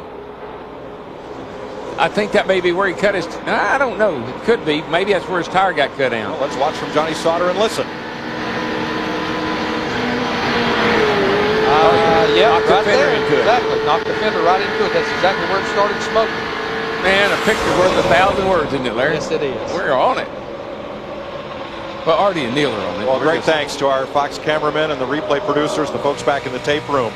It's a lot to keep up with here, and congratulations to our entire NASCAR on Fox crew, winner of the Sports Emmy for Technical Team Remote. What it takes to get all this to the track and get it on the air to you is a Herculean production, and well done, everybody. Dave Blaney's got more problems because he's back to pit road again. But Matt Yoakum, how about the man running in second right now? A great run going so far, Larry Mack, and you might have noticed he keeps kind of peeking out, getting a little bit of cool air into that radiator. Jeff telling Robbie Loomis, his crew chief, the temperatures are starting to climb. He keeps trying to peek out to cool off that radiator and that engine. Now keep an eye on when this team pits in about 7 laps. They may pull some tape off that grill. Well, I was just going to say, we are about a third of the way through this race, and we're then about 4, 5, 6 laps of our first green flag stop.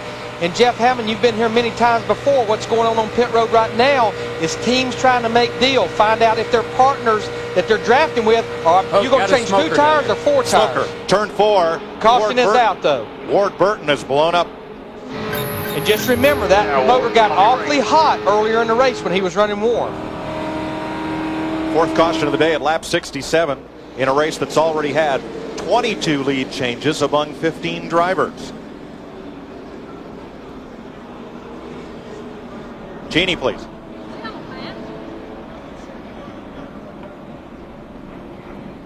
Well, guys, catching up with Matt Kenseth. I'm listening to you as you're driving in. I'm listening to the radio, and even at that moment, you're not wanting to give up. You're asking, is there a chance that we can go back out? But obviously, you're done for the day. Yeah, something happened to the engine. I think we maybe burned a piston or hurt a piston somehow or something, and it blew up. So it's unfortunate. I feel real bad. That first wreck, that could have been major. I'm glad I didn't mess up too many people's days, but that was at least 90% my fault. I tried getting behind Kurt and pushing Kurt, and I was too close to Kevin and got in his door and spun myself out. So I feel bad about that, and I'm thankful that no other cars really got wrecked too bad. Any warning this was going? Just missed a little bit right here, just like we did last year. Here we were running 3rd or 4th, and the motor blew up. So we were about at the finish line, and it had a little burp to it, and then I just pulled off to the bottom, and it blew up. So the motor program's been really great. We got awesome power this year. It's been really fun to drive these cars. We're just going to have these problems now and then. Used to seeing the defending champ top 10, not today. Well, Matt Kenseth 2 races ago was the point leader. He's going to leave here about 150 points out of the lead. Ward Burton had finished 12 races in a row at Talladega coming into this one.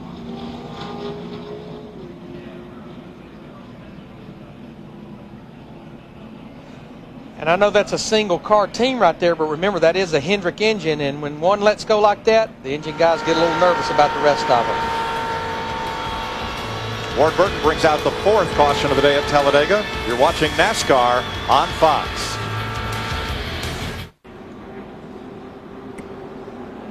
Fourth caution of the day at Talladega. Michael Waltrip leads everybody down pit road for stops. Matt? Jeff Gordon makes his way in. Look for them to pull. As they do, Curioni pulls a piece of tape off the grill. 4 tire change for Jeff Gordon. No adjustments on the 24, Steve. Kevin Harvick says his car is fast. He's going to take 4 tires, no other adjustments for Harvick. Meanwhile, Michael Waltrip, they had contemplated 2 only, but they will take 4. Robbie Gordon will take left sides only. Dick. Junior's going to take 4 tires as well. He has not said anything at all today about the handling of his race car. His conversation has been exclusively about what other people are doing on the speedway. Slow in the left rear corner. Very slow in the left rear corner. Lots of folks beat Earnhardt out.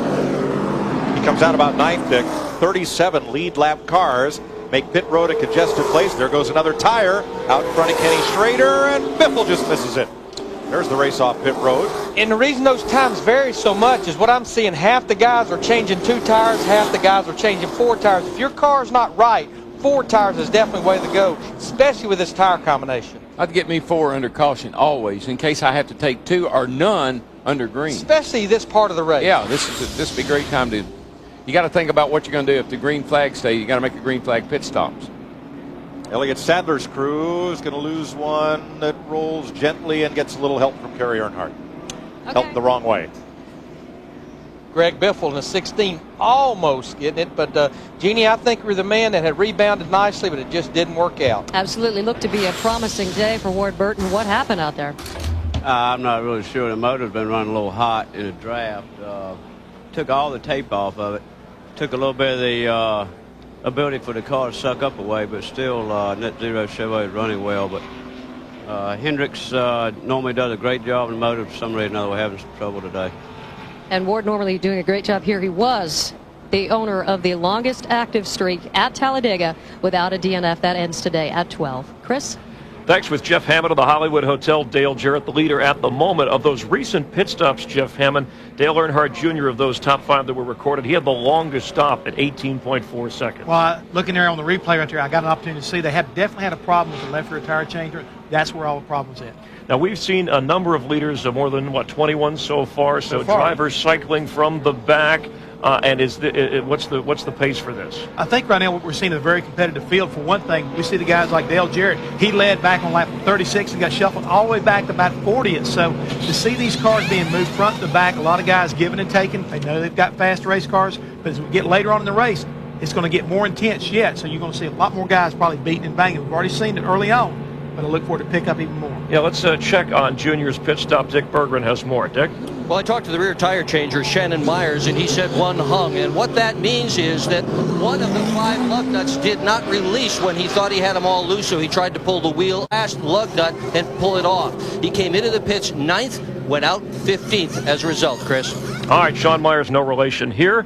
You're watching NASCAR on Fox, 500 miles at Talladega, speeds up to 199 miles per hour. We'll be back here in just a moment. The Aaron's 499 on Fox is brought to you by the new Chevrolets, an American revolution. By Mach 3 Turbo Champion, the only razor used by the Gillette Young Guns. By Old Spice Red Zone, spice things up. And by the Home Depot, NASCAR's home improvement warehouse.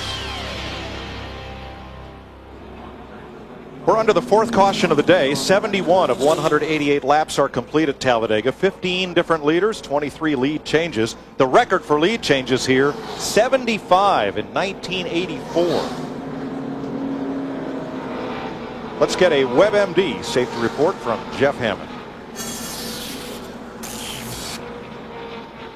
Last year at Michigan, Ron Lemon experienced the driver's worst nightmare. A cockpit fire due to an engine failure where you had oil coming up underneath the car, around the car, and causing flames to come inside the cockpit with him.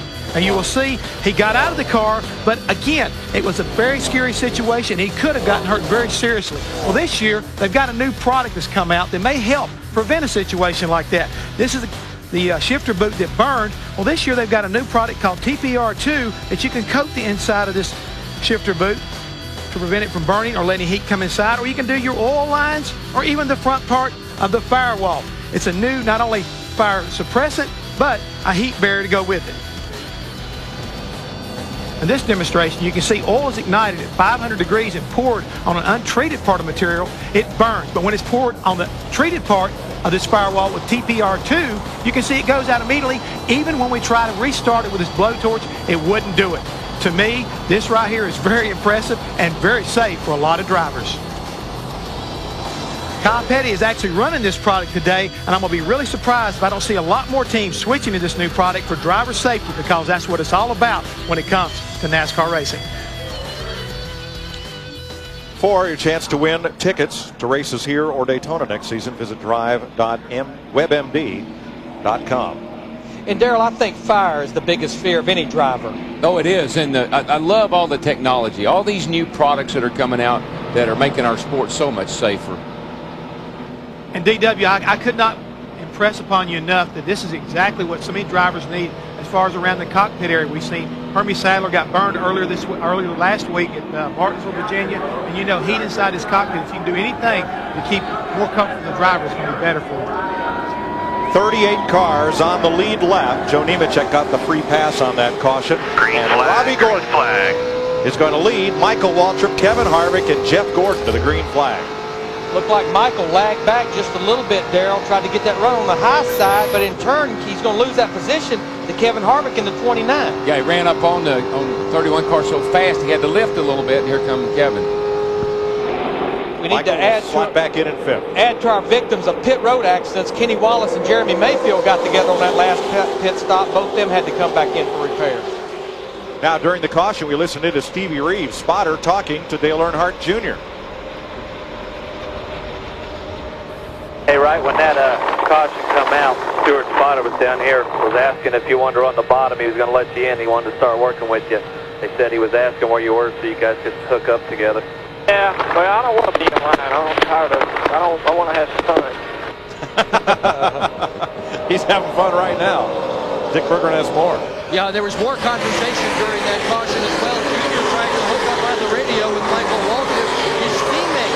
He wanted to tell Michael that it'd be kind of neat if the two of them could talk while they're running around here at 190 miles an hour. He said, you know, doesn't bother me any at all if you want to do that. I just want to have some fun. Second time in that conversation, he said, I want to have some fun. Most important, Waltrip's crew got the information to Earnhardt that Waltrip can run anywhere on this racetrack and be fast. High, low, in the middle. Junior said, that's good. I think a plan was just hatched. I think you're right. And yesterday, Dale Jr. was talking to Martin Truex, his Busch driver, and they were kind of concocting a plan of what they wanted to do. I think that's a great idea for teammates to talk to each other during the race. I know at one time the Hendrick cars had a channel where the three drivers could talk amongst each other, usually under caution. You know, just to update our pole sitter, we're riding with him right here, Ricky Rudd. The 21 car started on the pole about 30 or 40 laps ago, cut a tire down under green, had to make a green flag pit stop, went more than a lap down. He got the free pass. Now he's back up here in 12th position. Good rebound. Watching from Rusty Wallace, last week's winner on the short track at Martinsville, Virginia. What a contrast, Gerald, to go from the shortest, bumping, and beatingest track to the fastest white-knuckle track. Does it take you 5 days to adjust from one to the other, or do you just hop in and go? Well, this is more nerve-wracking. This is more mental. Martinsville's physical, and you got to really work hard at Martinsville. It's very exhausting. Here, when this race is over with, you'll have the worst headache you'll have in a long time. Rusty qualified back in 32nd position. Very disappointed with that qualifying run, but I talked to Larry Carter, his crew chief, this morning. They said they've got this car driving good. Rusty has competed in 41 races here, 65 restrictor plate races, 0 in the win column. He doesn't really like for us to point things like that out, you know. Well, I know he don't. And I think that 105 thing, you know, is starting to get on his nerves. We can't talk about it anymore. Rusty working inside Wimmer will go up toward the front where Robbie Gordon leads Jeff Gordon. Right behind the Gordons, who are not related, by the way, nor are they related to Chris Myers, is the 15 of Michael Waltrip. For more on Michael, here's Steve. And Mike, just want to follow up on what Dick Berggren just said about radio communication between Dale Earnhardt Jr. and Michael Waltrip. Unfortunately, they're having radio problems here in Michael Waltrip's pit, so they do not have the ability to talk to each other. But Slugger Labby, the crew chief for Michael, can relay any information that Michael needs. Boy, I'd hate to be that'd be the Slugger, be the interpreter for all of that. Oh, inside line slowed up there in the middle of the backstretch, right in mid-pack from about Tony Stewart on back. Tony and Mark Martin somehow got shuffled back about 4 rows there. I tell you a guy that has an impressive run going, Jeff Burton, back there qualified back in 25th. A lot due to his crew chief Bob Osborne making some pit strategy. And here he's up there running in the top 5. Gets a sponsor for about 4 races, Scotch Roundup, and having a good run here so far. Now, one of his collaborative teammates, the Wood Brothers 21, it's not part of the Roush organization, but they do get chassis and engines and engineering support from the Roush group, alongside as Jeff Burton puts Robbie Gordon not into the weeds, but just back 1 spot. Okay, Kurt Busch is just ahead of them in the 97. Now, wait a minute. I know he was 20th a lap ago, Jeannie. Right now he's 5th. Yeah, it's quite incredible, especially considering that Kurt has not really been happy with his car most of the day. It's kind of a recurring theme here in the 97 pit that the car is just dragging. Busch saying he's not happy with the gear selection. It's nothing mechanical. He's just not happy with the one that they went with. Also not happy with the recent contact with the 48 of Jimmy Johnson. He hit the right front fender. I guess the good news is he basically just bruised the Goodyear a little bit, but the car is doing well, as we can see. I tell you, we got a battle up here for this lead right now. Kevin Harvick just took the lead away from Dale Earnhardt Jr. and Jeff Gordon. Now Dale Earnhardt Jr. in the 8 car got kicked to the high side with not a lot of help. Goes back to the 5th position, but Dick Berggren, he'll be back up there. Yeah, he will, Larry, but he needs to keep the nose of that car clean. Earnhardt just got on the radio, said 250, 250. Engine running hot. To Matt. Dick, Jeff Gordon 4 laps ago told his crew chief Robbie Loomis, when we get into our final run, when we're done pitting and we're going to make the chase for the finish, let me know so I can start to plan my moves and get myself in position. Also, take a look at the 24 and 48, almost identical blues. That's why spotter Ron Fields, Gordon works the bottom, had extra neon yellow tape put on the spoiler, the valence, across that shark fin panel coming down across that left rear glass, just so he can see that car a lot easier, definitely up off of 2 and down the backstretch. Dale Earnhardt can see it. Dale Earnhardt Jr. can see it right out his left side window, and now puts it in his rear view as Michael Waltrip and Jr. are coupled together. Yeah, they got the push. They're coming off at 2. That high line is really, really creating a lot of speed for those cars that are getting up there. Just look at the top 6 right there. You've got 2 DEI cars, 2 Childress cars, and 2 Hendrick cars. Importantly, Larry, they're all Chevrolets, and Chevrolets have won the last 10 races here at Talladega and have led all but less than 20 laps today. Always dominant here. Drivers are talking about the run to the finish, and we're not even halfway. 81 laps complete of 188. As Tony Stewart works the bottom on Casey Mears, Kenny Wallace, and that's Brian Vickers in the 25 just ahead from Kenny Wallace. A look to the inside. And remember, he came to pit road on that last restart, had to right before that last restart. He was back there at about 37th. Here he's up to 14th. Remember, this is a DEI engine in this car. That's cool. There's just no other sport that can show you that in the heat of competition. Oh, no. Sheet metal flapping in the wind, people bumping into each other, parts flying everywhere. At 195 miles per hour. And the guys are saying they're having fun. Here comes the Pied Piper again. I love that. 27 lead changes. The record of 75 could be in jeopardy, especially if this keeps up. Dale Earnhardt Jr., the leader. You're watching NASCAR on Fox. That's it. That took out about 15 of them. Trouble in turn 3. A huge multi-car crash, and they are still piling in. There's Kenny Wallace down on the apron. Derek Cope, Jeremy Mayfield, Rusty Wallace among those involved. Rusty getting a push from Terry Labonte. Man, look at Kurt's car. Trying to get out of the grass there. Kurt Busch's car is well wrecked, and we are under caution. There is Scott Riggs. The rookie had a great qualifying effort. He started 5th today, and on lap 84. Oh, Casey Kane. I mean, guys, I see a lot of our guys top 10 in points, like Kurt Busch came in here 2nd in points.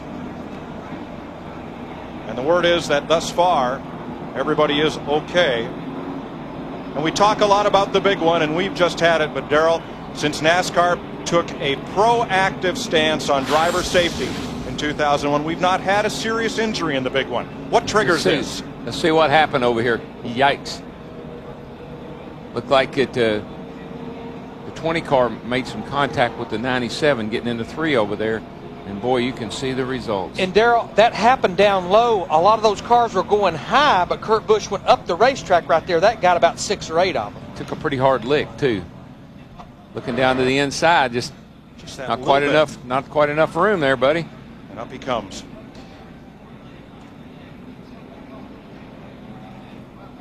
There's Riggs getting tipped down to the apron, and everybody just swallowed up as those 33-degree bankings clean themselves of cars. They slide down into those who were trying to take evasive. Saw Kenny Wallace in the 0-0 car hit that outside wall very hard. Remember, they just installed the safer barriers. And just remember, what goes up has to come down. And they go up, hit the wall, and then down the hill they come. Riding with Jeff Gordon, it all happens behind him. What's that? Yeah, the 97 just gets turned, man. And first the top of the track clogs, and then the bottom. Rusty Wallace.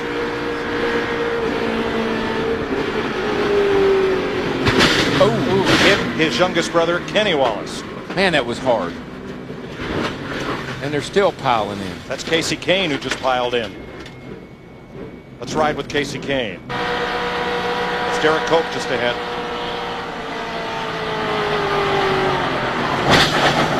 That is a hard lick. Oh, that one was really hard. Couldn't see who that was, but we're about to ride with the pinball in all this, which is Kenny Wallace.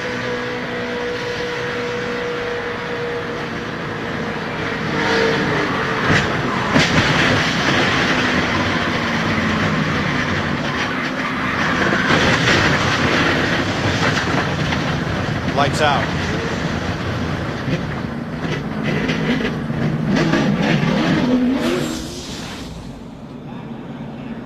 Preliminary indication is that 10 cars were involved in this crash in turn 3 at lap 84.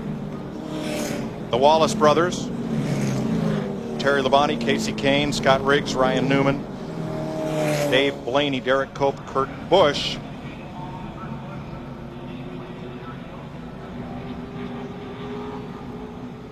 I guess we have to add Tony Stewart to that list, whose contact with the 97 ignited that pileup. Yeah, it was ever so slightly, but when you're entering turn 3 over there and you just brush up against the guy that's in front of you, well, you see what can happen. Now, all of those were lead lap cars. You can see on Tony's car there is just absolutely very little damage. It was just a touch, but that's all it takes. When you're running that fast, it don't take much at all. And pit road is now open. Matt Yoakum. 24 car hits in the 5th position. No adjustments for both he and his teammate Jimmy Johnson. To Steve. Matt, 4 tires for Kevin Harvick. No adjustments to that Chevrolet. He said, guys, I'm having fun out here today. Let's go to Dick.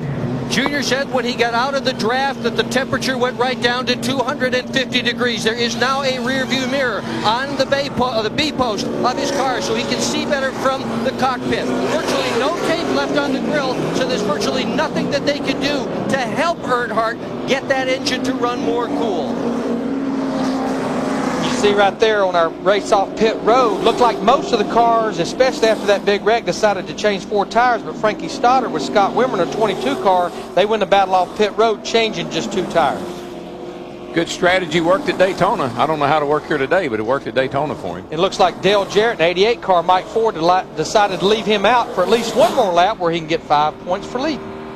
And among those who snuck through that crash, we saw Kenny Schrader and Brian Vickers shoot through the smoke and get by pretty much unscathed. A lot of cars going to be hauled back to the garage area after this one.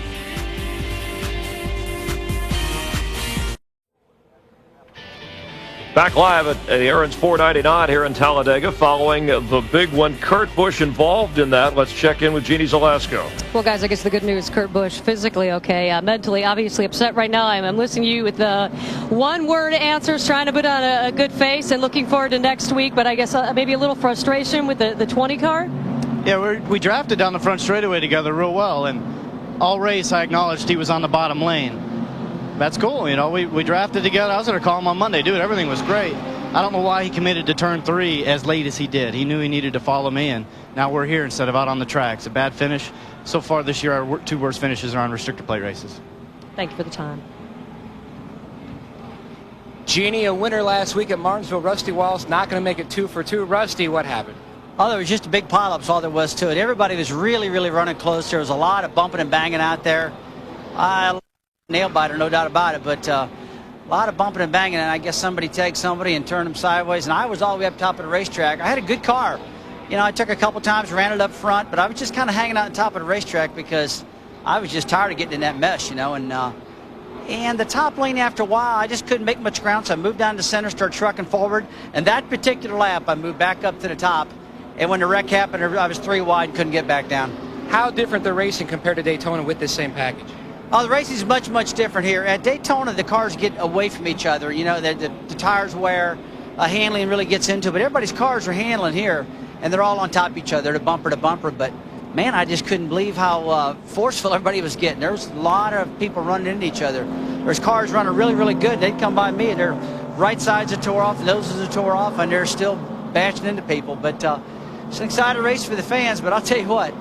For a driver, it's not too much fun out there, I'll tell you that. And I hate that our cars tore up. Although we're able to drive it to the garage, they're getting the left front fender on it now. We're going to get back on and get some points.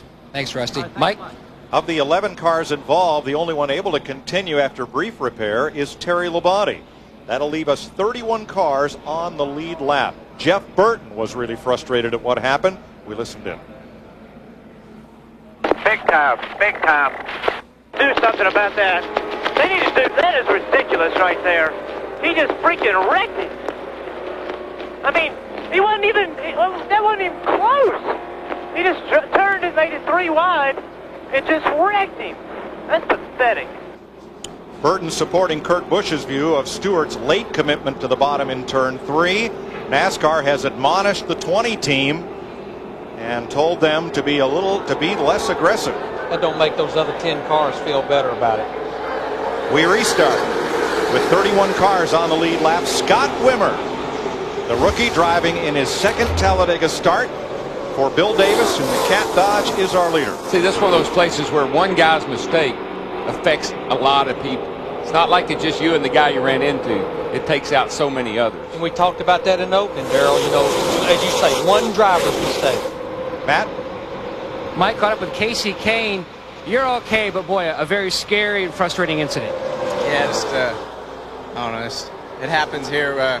It's too bad because we had our Dodge dealers here, AW Dodge was a good car. We were right in the middle of the pack all day, and it sounds like Stewart started it all, and he started a lot of things this year, so I guess. Your mentor. I don't know about that. I don't ride like that. He came in the day 9th in points. Going to take another hit for the 2nd straight week, Jeannie. Well, Kenny Wallace looking at a notebook, and I guess you like the numbers that you see there because you saw where the car was going. I guess the frustrating point now is where the car is at. And frustration, I guess, with the 20 car as well? Oh, you know, I'm sure. I didn't watch Kurt Busch's interview, but I'm sure he probably spoke for us all. You know, Tony Stewart's a very good friend of mine. So I plead the, what is it, the 5th? The 5th, my friend. I plead the 5th because I like Tony Stewart, but, you know, just antsy. And I hate it for Ken Butler and everybody at Aaron's lease. Aaron's dream machine, it was almost a dream weekend, but it just turned out really wrecked. So we'll go on to the next race. All right, glad to see that you are safe. And speaking of safety, Jeff has more. Well, the reason why we can talk to these drivers after a wreck like you just saw a minute ago is because of the safety NASCAR is building these race cars. The structure from the roll cage, the 1 3/4 tubing that surrounds the driver's cockpit, all the way up to the cockpit itself, the special seats, the headrests that now keep that neck and head inside the seat and cockpit area, all the way up to the helmets and the head and neck restraints. It's all built to where we can take these drivers out of these wrecked race cars and have an opportunity to find out what really happened. Yeah, and the other part, Jeff, is the safer barriers. I mean, that makes all the difference in the world. Especially on that hit like Kenny Wallace took in that 0-0 car. 3 wide, 3 wide, 3 wide. 4 wide. Whoa. They have a very short memory, don't they? Now, this is 1 lap after NASCAR got on the radio, admonished all the teams to tell their drivers to settle down. You can't here. No. There's no settling down here. I mean, you got to stick it in there. and hope it sticks. See the two Ganassi Dodges up there running side by side for second place. They're trying to contend with these top 4 or 5 Chevrolets. And I got to tell you something, that 33 car, I don't know where he came from. He made it through that wreck, and here he is up there. He's pushing his brother right now, and that'd be Kerry Earnhardt in Childress' car. I was going to say how strong that the Childress cars have been today, and that's the 4th Childress car in this race. He's going on up through there, buddy. Looking back from Dale Earnhardt Jr. Outside.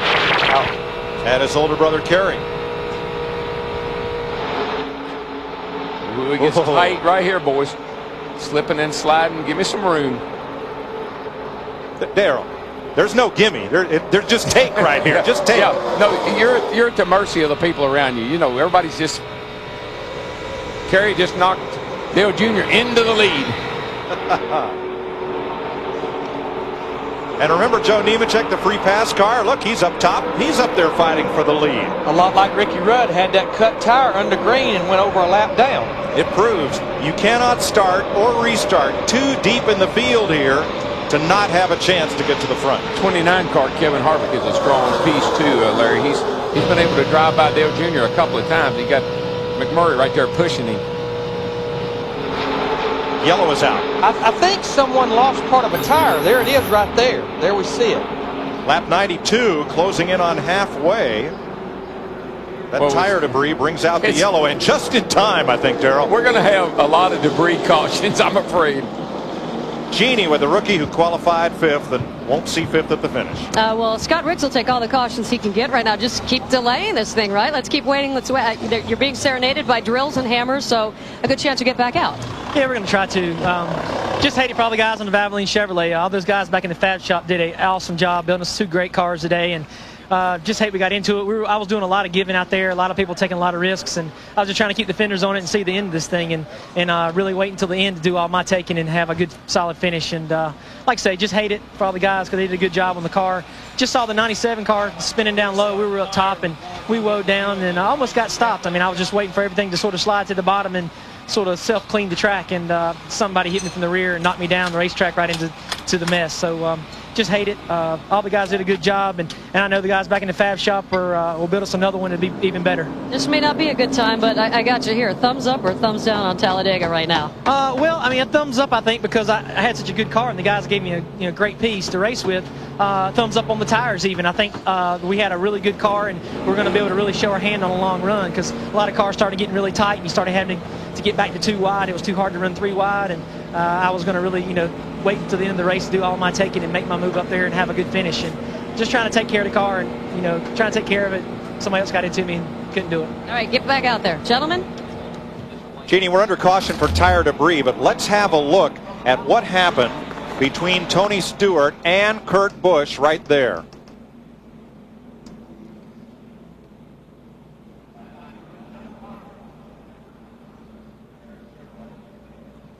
I'm going to be like Kenny Wallace, and I'm going to take the 5th.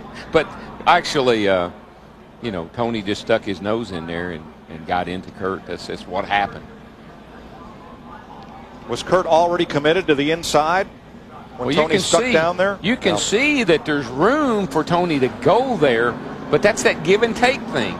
And everybody in front is going there. They're going to go there. You just got to realize that and give them some room. And see, Kurt Busch, again, was sideways down low, actually on the apron, and all those cars saw that. And I think a lot of them, including probably their spotters, telling them, go high, they get caught up in it.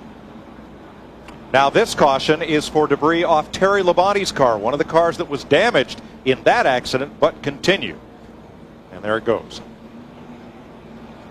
It's only been 4 laps since these guys went back racing, and that last pit stop for everybody on lap 85 put them to where they could make it on 2 more pit stops, but I still believe we might see a lot of them come to pit road to at least fuel only. But Darrell, let me ask you, when the caution comes out, does everybody get their game face back together and their tempers under control? Or do you sit there and simmer over what might have just happened in that last green flag run? Kind of a combination of both. I mean, you're not just riding around right now. You're talking to your crew. There's a lot of things that are going on that we're not privy to. The driver's thinking about what he wants to do to his car. How are we doing compared to everybody else? A lot of communication. And the crew really does a good job normally keeping the driver focused.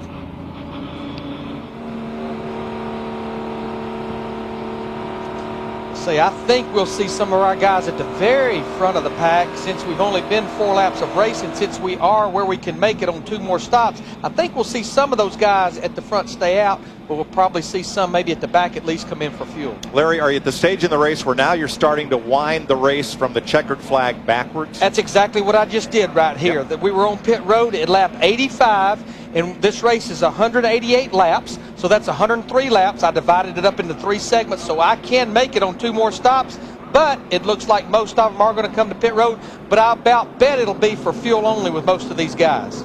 Let's find out, starting with Matt. And Jeff Gooch Patterson tight to the wall, waiting for Tony Stewart to come in, get a top off that car. The 24 car topping off as well, the 48. Kevin Harvick's going to get fuel, but he's also going to take right side tires on that Chevrolet, and he's away. Dick. Junior and his crew were not going to pit him until they heard that everybody else was coming in. They decided they would do the same. They put fuel only in the car, and he is out. Well, Dick, Dale Earnhardt Jr.'s pit selection won him that battle off pit road. He has that very last pit leaving pit road, so he just had to move a little bit to win the battle. Yeah, and you've got to come to pit road and put fuel in. You don't want to get hung out there and have to pit by yourself early because you need the draft to be able to keep up. Jimmy Johnson got squeezed 2 wheels into the grass as 4 cars tried to get out of their pits simultaneously. But now everybody will line up so we can restart after this, the 6th caution flag of the day. The Aaron's 499 on Fox is brought to you by Aaron's. Let Aaron's drive your dreams home today. By Miller. Vote Miller for President of Beers. Good call. By Napa Auto Parts. Get the good stuff. And by Nextel. NASCAR and Nextel, partners in speed. Welcome back to Talladega. The Aaron's 499. We're more than halfway. We've already had 19 leaders, 34 different lead changes, and caution flags. Flying left and right early, Ricky Craven with a broken rocker arm was out of the race. This was just a mini one with Matt Kenseth, the points champ from last year, tapping Harvick, spinning. Casey Kane also spinning. Jimmy Johnson had a tire problem after contact earlier with Jamie McMurray. Jimmy Johnson, one of the leaders earlier in the race. And Kenseth, who didn't lead, out of the race. So was Ward Burton in the 0 car, done for the day. And the big one on lap 84, Tony Stewart tapping Kurt Busch. 11 cars were involved. The Wallace brothers taken out, along with Ward Burton and Kurt Busch.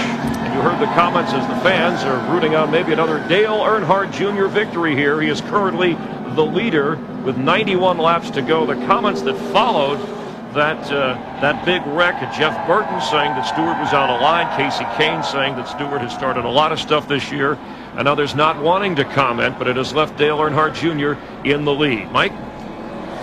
Chris, 4 of the top 10 in Nextel Cup points coming into this race are out of the event, including the 2 Roush cars that occupied 2nd and 3rd, Kurt Busch and Matt Kenseth. Rusty Wallace is out, as is Casey Kane. And there's where the rest of the point leaders are running right now, with Dale Earnhardt Jr. leading during the 6th caution of the day in the Aaron's 499. The Aaron's 499 on Fox is brought to you by Mountain Dew. The people who brought you Mountain Dew.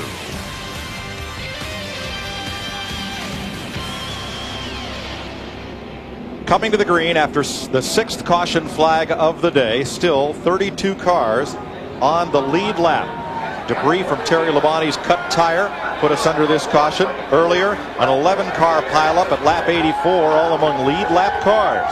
But now, Dale Earnhardt Jr. is going to lead Jamie McMurray, Tony Stewart, Jeff Gordon, and Kevin Harvick to the line. Green flag. Turn up that surround sound. We're going to crank it up for you.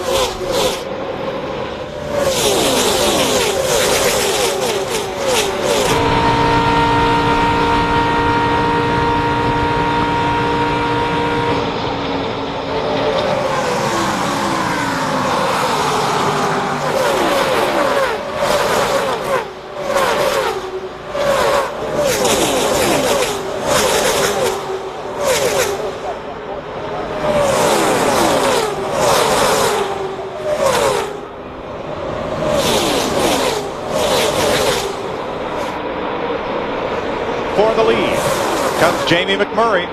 Going to bring Tony Stewart and Jeff Gordon with him. And they drop Dale Earnhardt Jr. back a few spots.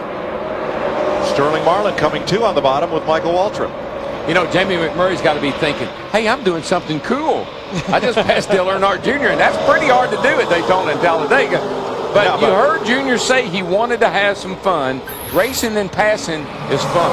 Right, riding around single file is not. No fun. This is fun. Well, it's no fun for the fans either. This is fun. Junior likes to get out there and have a little fun, look around, and look at him, zigging and zagging. He's having fun right now, especially looks in that rearview mirror, and they're about 3 car lengths back there. boy, you can close in a hurry, though. But when you get there, what do you do? Like a dog chasing a car, right? Yeah. Junior and Stewart finished 1-2 in the Daytona 500. Now they are 1-2 again here at Talladega. And Kerry Earnhardt's that black car on the outside coming. Yeah, that thing has come alive here lately. He's been running right up here near the front, and I think he just kind of took it easy early on, not to get in any trouble. Now he's kind of standing on it. 7 of the last 10 Cup races at Talladega have been won by an Earnhardt. And you know, this is only Kerry's second Nextel Cup start. Started a race back in Michigan in 2000. Right, tried to make a couple of races earlier this season, but failed to qualify. Well, I got to believe if, you know, this is a great opportunity for Kerry, and he needs to capitalize on this one. Yeah, this is one of about 4 or 5 races he's going to run for Richard Childress in that 33 car. Earnhardt, he can go high, he can go low. I think he's coming around for him. Yeah, this is one of the Childress cars that's never raced, but every time they go restrictor plate testing, this car has been there to do some development work. Dick Berggren. Well, I talked to Kerry Earnhardt's crew chief, Bobby Leslie, this morning and asked what the strategy was for this day. And Leslie said, just stay out of trouble. Worry about the race at the end. The goal, finish. Kerry Earnhardt is auditioning for a job. He lost his ride last year in the Busch Series. This is what he does for a living, drive race cars. He's hoping to do well enough today that somebody will spot him and hire him full time.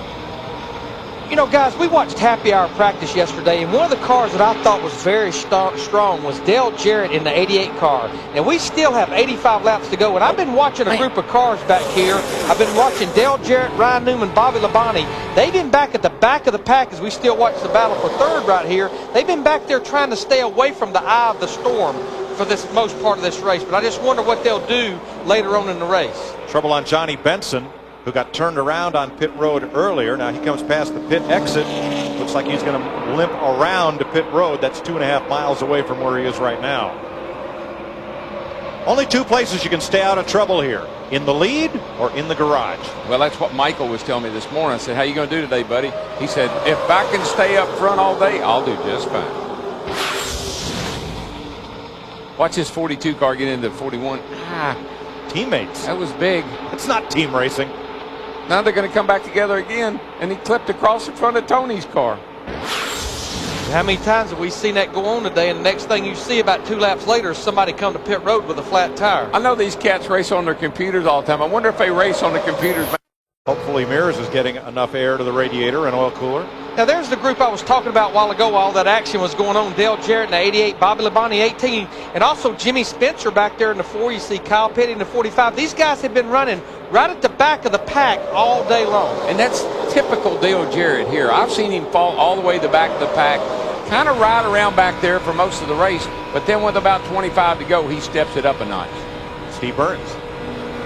And Mike, I can add to Dale Jarrett, that's exactly what he said early in this race. He called his team and said to crew chief Mike Ford and the guys, he said, hey, look, I'm just going to hang near the back. When it's time to go, I'm going to go. They played it very conservatively, as Larry Mack pointed out, staying out to lead a lap and even pitting out of sequence to avoid any messes on pit road. Not a bad strategy, Darrell. No, it's a great strategy. The only problem is if when things happen in front of you, you've got to deal with them.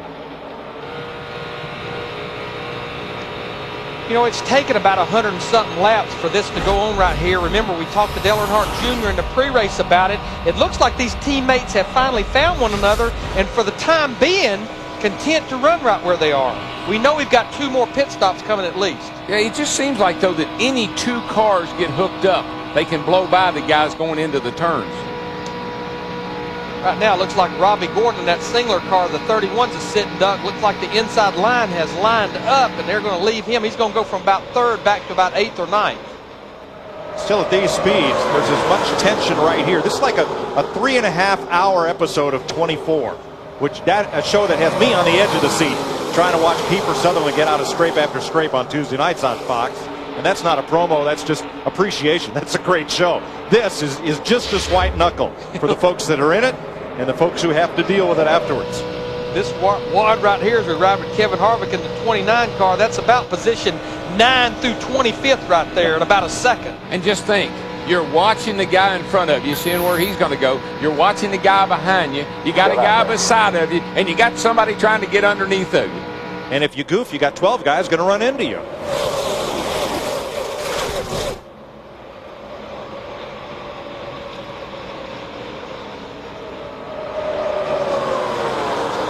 $80 laps to go. 19 leaders have swapped the front spot officially back and forth 35 times thus far, and it's far from over.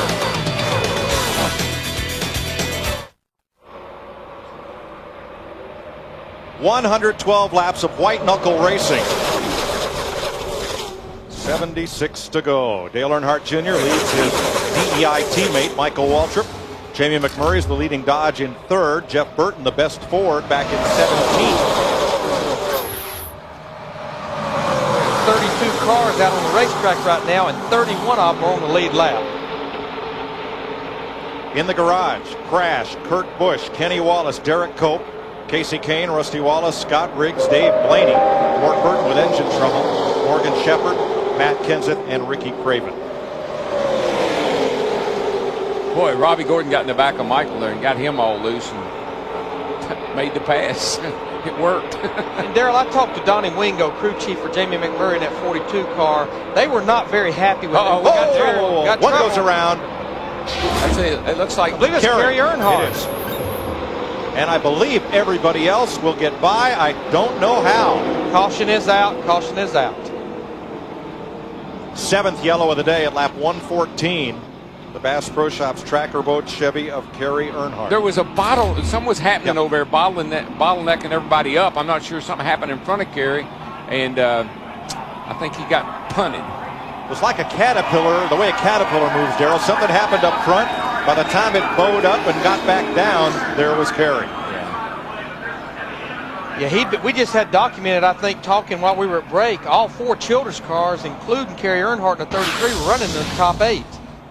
Let's see if we can see what happened here, because I think you'll find that somebody back here, or somebody up here in the front, slows down. Or there you go. Michael. There you go. Michael came across. Well, he got hit. He got hit by the 16. Greg Biffle got into Michael, and quite honestly, Kerry hadn't been there. Michael was going to go for a ride. And they both came across the nose of it was either Jimmy Johnson or Jeff Gordon. If you watch this, the 16, Gordon. He just gets in there. Yeah, just right in front of Jeff Gordon, just clipped Michael's Jeff Gordon, left rear. not. I'm sorry, it wasn't Greg Biffle.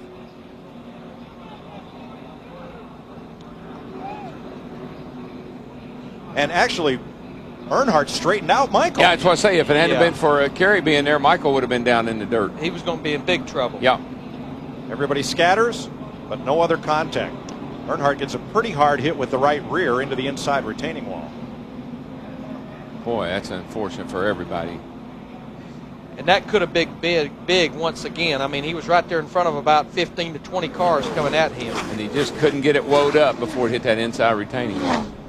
Johnny Benson in 09, he'll get the free pass. All the cars are back on the lead lap again.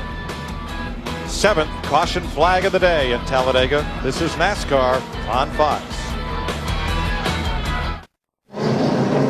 Back in Talladega, pit stops underway. Gasman Mike Mongo, his nickname, just made a wedge adjustment for leader Jimmy McMurray. Also an air pressure adjustment to try to free up that 42 car, Steve. Matt Jason Pulver and Clint Pittman changing tires on the 29 of Kevin Harvick. No other adjustments. 4 tires only for Harvick.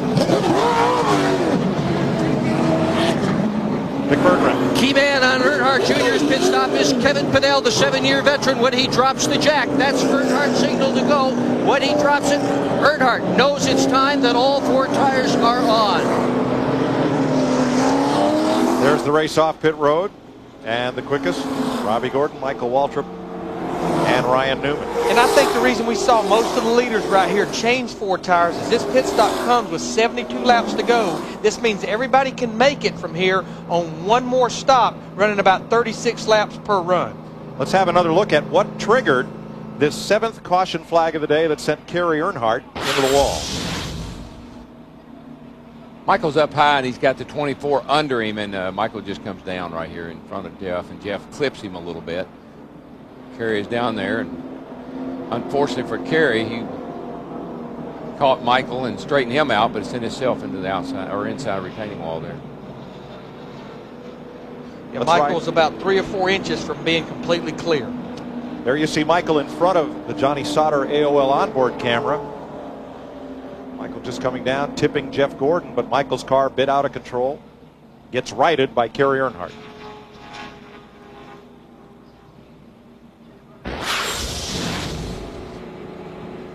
And now, with apologies to Brooks and Dunn, let's go to our own hard-working man, Jeff Hammond.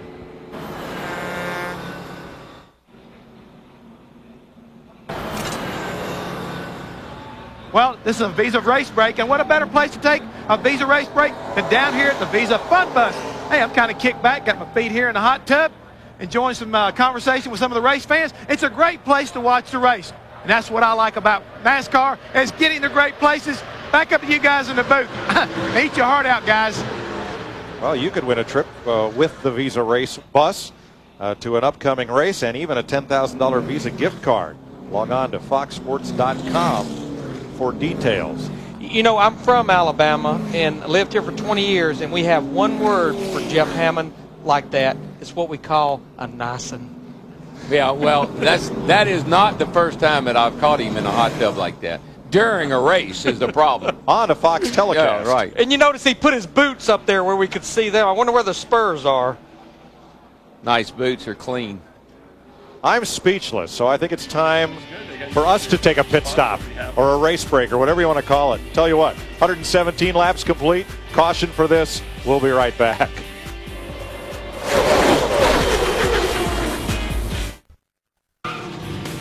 The Aaron's 499 on Fox is brought to you by Visa, proud sponsor of NASCAR.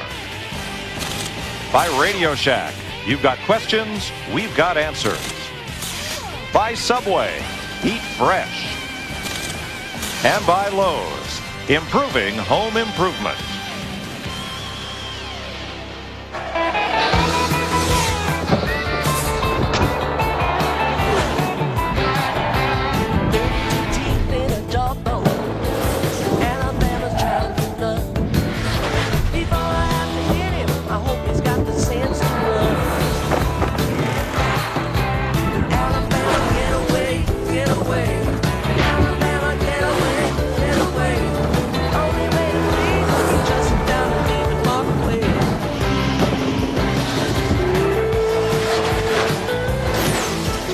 Fox, glad to have you with us. It's where America gathers every weekend, and at the Talladega Super Speedway, we have 70 laps to go.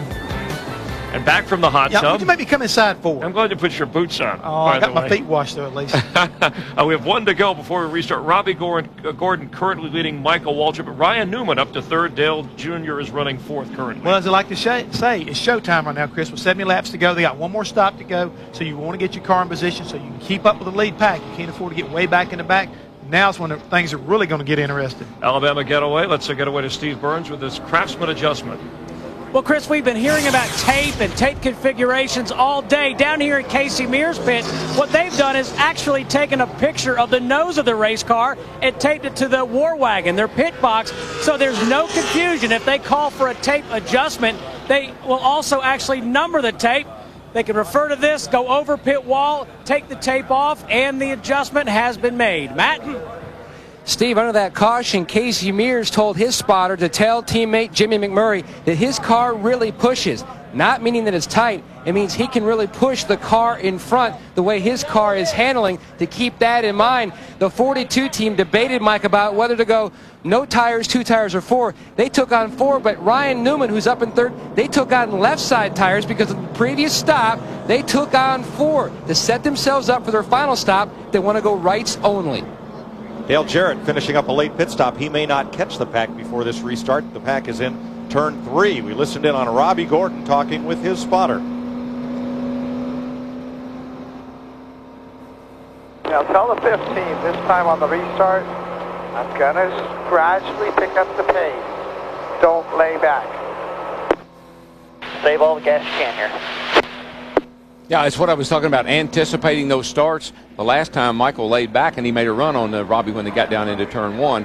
What Robbie wants him to do is stay behind him and get them both going up, get them up to speed. And of course, they're telling them to conserve fuel. They may be a little bit light on making those 2 36 lap runs. A lot of the cars must be, because we saw maybe about 10 cars come in and top off on 1 to go. Dale Jarrett does just catch the tail end of the field as we get the green flag to complete 120 of 180 laps. Well, Michael laid back.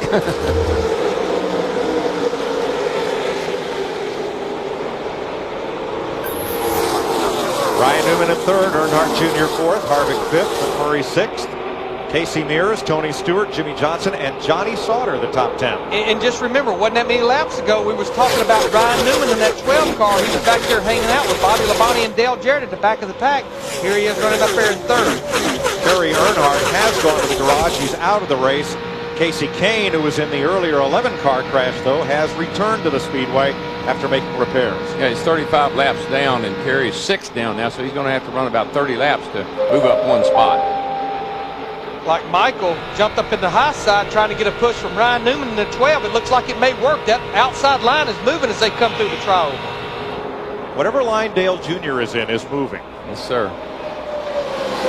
And you'll see him now come to the front. I mean, we're getting down in the, not necessarily the closing stages, but the latter stages of the race. He's going to start showing his dominance. About everyone has left Robbie Gordon on the bottom of the racetrack except for Tony Stewart in the 20 and Robbie's teammate Johnny Sauter in the 30 car. Another Childress car having a good run.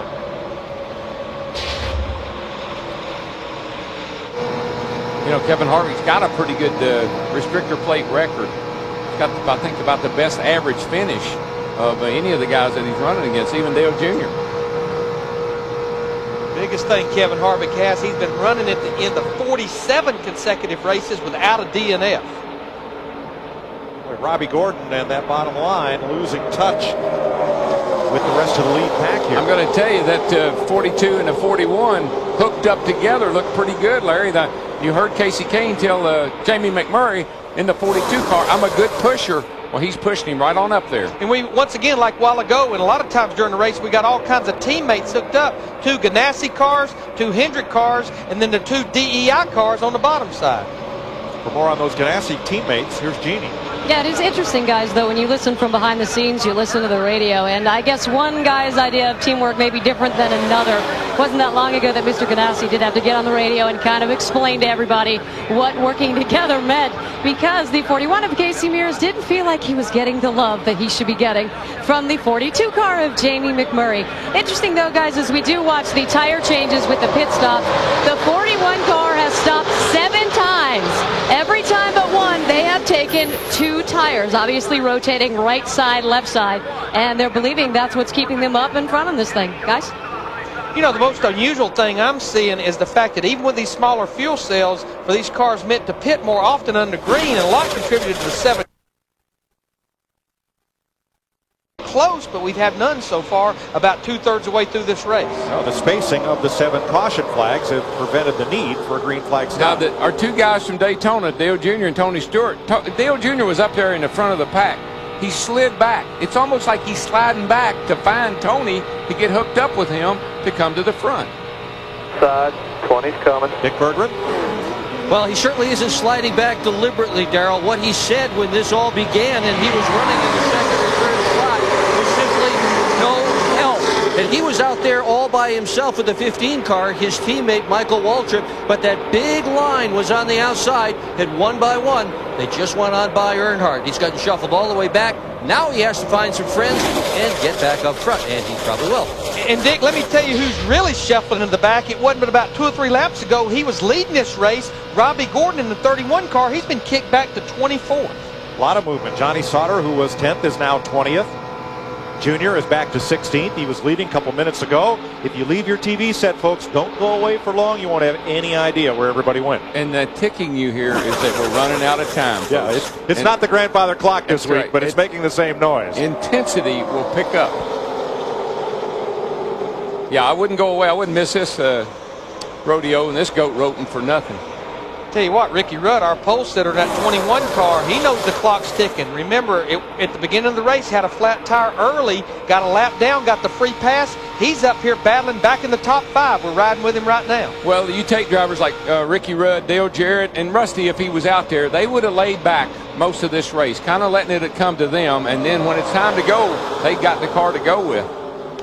Ricky Rudd hadn't beaten his car up. No, Jamie McMurray pulls this group back up on the inside with Harvick and Junior. I don't believe he was pulling. I think he was getting pushed pretty hard up through there. That's okay. 21 different drivers have led this race going past the start-finish line.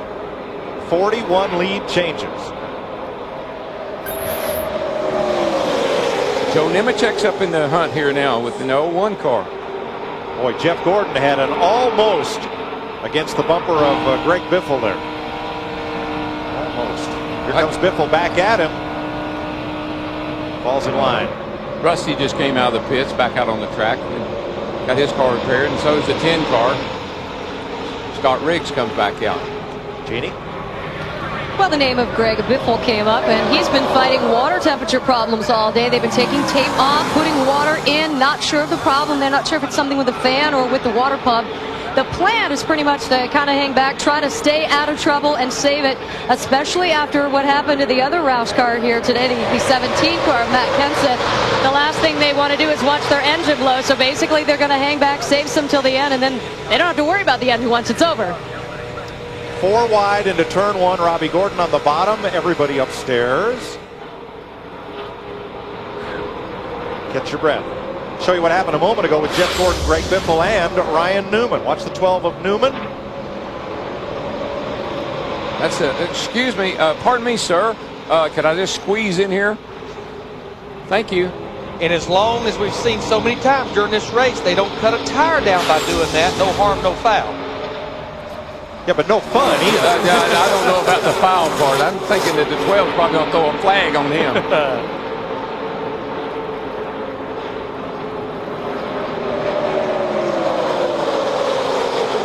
60 laps to go next time by. Did we mention that Dale Jr. fell back to 23rd and he's coming up there to take the lead again? And it doesn't surprise you by any chance. We heard him say he's tired of staying in line. He wants to have some fun. Definitely, when you pass a lot of people at Talladega all by yourself, that's a lot of fun. McMurray and Johnson trying to get away from the pack. And having a little luck in. Oh, it's temporary. Feels good while you're doing it, though. But you know, I was saying a while ago, I think before we had a problem, Donnie Wingo told me this morning on that 42 car, they were so disappointed in their qualifying run on Friday. This car was a brand new car, untested, but had been in the wind tunnel a lot. But he told me, he said, the good thing about our car, he was happy with the way that car was driving yesterday in happy hour, and it's backing it up here today. Chevy leading. The best Ford in the race is 7th, and the Dodge front runners are Jamie McMurray in 2nd, Sterling Marlin in 5th, and Casey Mears in the top 10. Sorry, Mike. 48 car was sliding right up in front of Nemechek, and I didn't know if there was going to be enough room there or not. There wasn't, then suddenly there was. And Nemechek allowed that to happen. You kind of give the guy, you know, the guy in front of you is looking back, and you just kind of give him a little wave and say, hey, bud, I wouldn't do that again if I were you. Still 20 cars within 1 second and 31 cars on the lead lap at Talladega. This is NASCAR on Fox. The Aaron's 499 on Fox is brought to you by Aaron's. Let Aaron's drive your dreams home today. By Applebee's Neighborhood Grill and Bar, eating good in the neighborhood. By Quaker State, the power to reduce friction. And by the new Chevrolets, an American revolution. Quaker State aerial coverage showing you that at Daytona, if one car He cut down a tire, but as we've said all day, you cannot start or restart too deep in the field to lose your chance of leading here. Johnson leads Kevin Harvick and Dale Earnhardt Jr. as our Gillette Young Guns run in this order: 1, 2, 3. Mach 3 Turbo Champion invites you to enter the Gillette Young Guns Challenge. Go to GilletteYoungGuns.com for details. You know, Mike, Larry, if you didn't have a dog in this fight, it'd be kind of fun to watch. Yeah, right. Oh, me. Tell you what, the guy I'm impressed with is right behind Dale Earnhardt Jr. as we're riding with him. Well, now he's to the inside. Brian Vickers in that 25 car. They had a problem on pit road a while ago, and they restarted this race about 13 or 14 laps ago, just barely inside the top 20. He's worked his way in 13 laps up there to third and fourth. Yeah, it's just so easy to get to the front. You just draft off this guy, get in the middle, get in that lane, But when you get there, whether you got the power to stay or not, that's the question. In fact, a lot of these cars I'm seeing up there, like Scott Wimmer, Brian Vickers, a lot of them came to pit road and topped off, as I talked about, when we had 1 to go on that last restart, and they're up there in the top 10. For more on Brian Vickers, Dick Berggren. Well, Larry, he had done a long stop down here on pit road. Somewhere along the way in the battle, he got the left rear fender pushed in pretty well. So on that long stop, they took the left rear wheel off Vickers' car, jacked the car up, and pounded that fender back out so the aerodynamics would work a lot better. Looks like those aerodynamics are working pretty good right now. Speaking of pounding. Oh, yeah. Jamie McMurray just pounded his way right past those guys. Wow. Those guys did a nice job of repairing that car, because Brian Vickers right up there in the thick of things in that 25 car.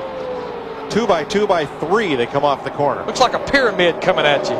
Dale Jr. fell back to the back of this pack and worked his way methodically, I might add, right back to the lead.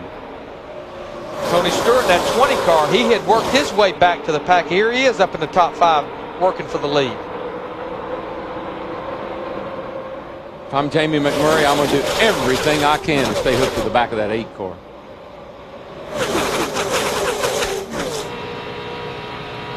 Gates cleared. Inside. Man, look at that. Here comes Jimmy Johnson and his teammate right there, just right along beside of Dale Jr. And that's the danger, getting out front by yourself, Darrell. You go from runaway leader to sitting duck in an instant. The problem Dale Jr. has is no one can run with him. If there was somebody that could get up there and hang with him as fast as he is, but he gets out there, no help, and here the rest of them come with help. Yeah, because his teammate Michael Waltrip, you see him right there in the 15 car behind the orange car of Tony Stewart. In the 20, he has no help at all from him right now. No, Dale Jr. can get the lead. If he had somebody that could get up there and help him stay there, he'd be hard to pass. But these guys gang up on him, and here they come. Rusty Wallace's repaired car down at the bottom. Vickers has got smoked. Yeah, tire rub on Brian Vickers. That's bad news going in this corner. Everybody tries to get away from him. Well, we saw McMurray pounding on the back of his car. We heard he had a little damage on the left rear already. He's going to have to come to pit road. And he had a tough time getting down. It looks like he is going to make it. Nice job. For a rookie, nice job. Come to pit road. 4,300 second gear. 43 second gear. Tough break, but nice he made it there safely. So, Darrell, we're back to the old axiom of Daytona and Talladega. 2 cars running in tandem are faster than any one car alone. It sure appears that way, Mike. I mean, you look at Dale Jr., he got pushed to the outside. Everybody else is lined up in single file, and they're driving right by him. Now, he has to get back, regroup. So it's going to be a timing thing here at the end of the race. How far back do you get to make that run to the front to get to the checkered flag first? And we know we have at least one more pit stop coming. And then how far out front do you dare get to keep from getting inhaled like he just did and get knocked halfway to the back of the pack? Yeah, it's going to be, it's going to depend on who's behind me, what cars and what teammates are behind me. Our NASCAR race menu brought to you by Wendy's Classic Hamburgers. It's better here. Next Saturday, live from California Speedway, the NASCAR Busch Series at 4 p.m. Eastern on Fox. Sunday, America's Best in the California Auto Club 500 presented by Visa, 3 p.m. Eastern, right here on Fox.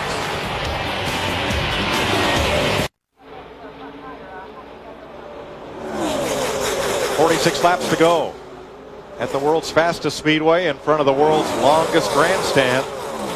Jimmy Johnson, one of 21 drivers to lead this race, Here are the ones that have led the most laps. We've had 45 lead changes so far. A long way to go, including one more pit stop. Yeah, and that pit stop is going to come in about 7 or 8 laps, and we've seen so many situations happen on pit road. We know that you need a partner to come to pit road. Most of our guys got 4 tires a while ago. Jeff Hammond, I think I want to come. I want to make sure that thing's full of fuel. I want to make sure I don't pit with too many cars, and probably just going to get 2 tires on this last stop. Most of the crew chiefs I spoke to earlier today, Larry, said the same thing. They want to get 2 tires full of fuel, and right now, looking at Kevin Harvick, looks like he may have a little bit of a problem. Looks like he's moving the car around a bit. Maybe he's got a tire going down, but you really need to make sure that you don't come with a huge pack of cars. We've already seen all day long guys getting into one another, so you got to be real careful and choose the correct lap to come in. He's got a right rear tire down. And again, we've seen a lot of cut down tires today, but because of all the contact that we've had on the racetrack, they're cutting down the lefts and the rights, and we've seen a lot of cut down tires today. And the problem, he gets to pit road right now, which he's going to need to, is 43 laps to go. He won't be able to make it on one more stop. He'd have to pit another time should we stay green, Steve Burns. Larry, the problem we just heard on Kevin Harvick is he has fluid all over his windshield from something that's come from Joe Nemechek's car. He's having a hard time seeing. Boy, you can see that. You can tell that. That's a mess. But what he's going to try to do, he needs to try to ride it out to get to that window. I mean, how would you like to run 190 miles an hour looking out that right there? But he's trying to get to that window where he don't have to make an extra pit stop. Well, if it got on his windshield, it must be getting on some others. And now is that Nemechek that's dropped to the back of the pack as well. Way on the right of your screen. Kevin will really be relying on that spotter. Nemechek has blown up, we're told. Jeannie? Yeah, gentlemen, it was just a handful of laps ago. He came on the radio and said it's starting to run a little warm. Crew chief Brian Pemberton asked him just a little bit later, how is it right now? And he said it's getting hotter. And then just moments ago, he came on the radio and said it has blown up. The engine is gone. Tough break for Kevin Harvick, who has to come to pit. Another car heading. Someone else has lost a tire, but it is off the racetrack. And it's Sterling Marlin. We got a caution. Caution is out. Caution is out. This is a big break for Harvick, especially because he was losing that lead pack. I know now, when he was wobbling around, I thought it was because he had a right rear tire down. I know what he was wobbling around now, he couldn't see. He can't see anything. Marlin's crew will change tires as he was able to get to pit road after losing that one. And this could be a big break for Sterling. I think he was on pit road, already on pit road before the caution came out, so he actually probably may have the lead of this race when this is all said and done. Yeah, I think he will, Larry. He was on pit road at the right time. And Brian Vickers may be the recipient of the free pass under this caution period. The first car, in fact the only car, 1 lap down. As long as you're already on pit road and the caution comes out, you can go ahead and complete your pit stop. It's not that you pitted too soon, but we'll have to see how NASCAR rules it. That would give us 28 cars on the lead lap. Another break for Brian Vickers in that 25 car, just like Ricky Rudd, just like Joe Nemechek early. Cut tire, 1 lap down. He'll be the free pass car now. Here's what happened to Sterling Marlin to put us under caution for the 8th time today. Watch on the low side of the racetrack. Yeah, you see him down there kind of wobbling around, and that left rear tire came flying off. Now we're still green until that comes down and comes to rest, and you'll see Marlin making a turn off toward pit road. As he went by that light right there, it was still green. Now let's clear up a little more confusion. Joe Nemechek's engine did not blow up. They have got him back on the racetrack. Well, they probably put some water in it, tried to cool it down, and the inevitable is inevitable. See Kevin Harvick here on pit road. They pull a tear off. You don't have to clean it. You just pull that plastic tear off. It's like a brand new windshield. Sterling Marlin's back on pit road again, so whatever the case was, that strategy won't work. They look like they're going to go under the hood of that car doing some front end work. And we're told Joe Nemechek's going to bring that car back around to the garage. Looks like Sterling's running hot. They've got some quick disconnects on the radiator. Look like they may be doing what we've heard some other teams do earlier, get that hot water out, get some fresh cold water in. 40 laps to go at Talladega Superspeedway. The big hole in the front of the radiator. Oh, Tony Stewart, the leader, talking about Marlin's car, and he picked up debris from somebody else. I know what I'm going to do. I'm going to go home and work on my cooling system before I go to Daytona in July. Because it will be hotter down there, even though it's under the lights.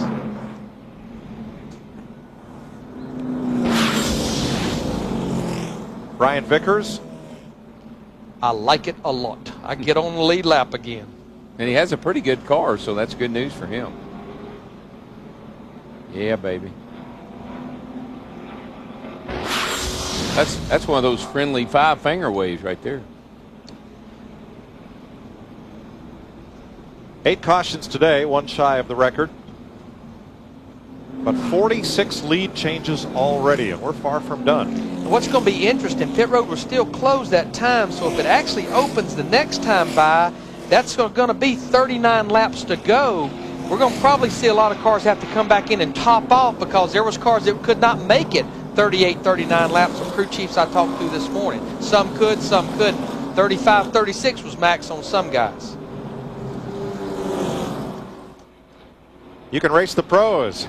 A lot of these drivers are video gamers. You can log on to foxsports.com and play Fox Sports Race the Pros. As we get set for what could be the final pit stop. Say we've got with Vickers getting back on the lead lap as we see Kevin Harvick in the 29 coming back to pit road. That'll be 28 cars on the lead lap. Now remember, Brian Vickers would be one of the cars that cannot come back to pit road and top off. When you get the free pass, you make your 1 pit stop, and that's it as far as fuel. But Sterling is, I don't know if he's going to get his car fixed or not, but Larry, there's another guy that's up pretty good in the points. He's 14th, and looks like he's going to be possibly done for the day. Had a great car going all day long. I think they're waiting perhaps to move him to the garage, but don't want to do that until the cars complete the pit stops that are about to begin. Don't want him in anybody's way other than in his own pit box. Still 27 cars on the lead lap here at Talladega as you see Sterling climb out. His day is over. Tony Stewart, Jimmy Johnson, Dale Earnhardt Jr., Jeff Gordon, 4 Chevys, then Jeff Burton's Ford. In 5th, Robbie Gordon, Mark Martin, and Scott Wimmer. Here comes pit stops to Matt Yoakum. Mike, on the turn 4 side of pit road, a lot of crew chiefs talking about coming back in to top off after they make this stop. No adjustments for the 48 car of Jimmy Johnson, just 4 tires like this car. The 20 car of Tony Stewart, no adjustments, just 4 tires as Jeff Gooch Patterson tries to pack that fuel cell full of fuel. The guy who was in 4th, Jeff Gordon, no adjustments either. The Steve Burns. Matt crew chief Chris Andrews telling his boys on the 31 car right sides and gas only. Dick. Tony Eury Jr. has told his driver Dale Earnhardt Jr. that this will be the last stop. They originally had talked about a 2-tire change, then got 4 on the car. Jr. gone, but the 20 car of Tony Stewart and Robbie Gordon have beaten him out of pit road. Tell you what, Robbie Gordon, that 31 group, I mean, he had great pit stops yesterday, but I think it may be the same group that's pitting him. They said it was. I think he only took 2 tires. I'm pretty sure he did. But he did take 2 tires, but he's consistently beat everybody off pit road 2 or 4 tires. Well, that's one way to put yourself in a position to win. Thank you you very first much. off pit road. It's the safest place to be.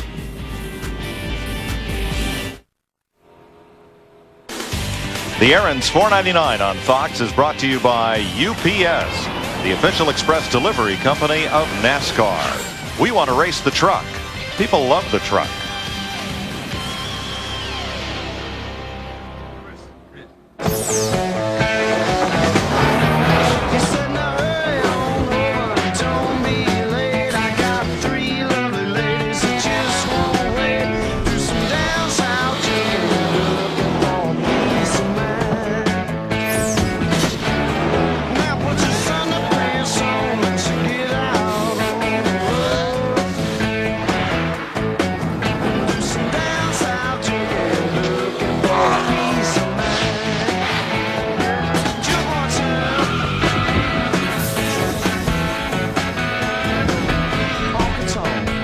And they're all coming in to top off here at Talladega. 38 laps to go, and there is Dale Earnhardt Jr., Jeff Gordon. Jeff Gordon, a lot of these teams right now coming in, they know they couldn't go the distance, so rather than being sorry, will be shaken up because Matt Kenseth not Busch.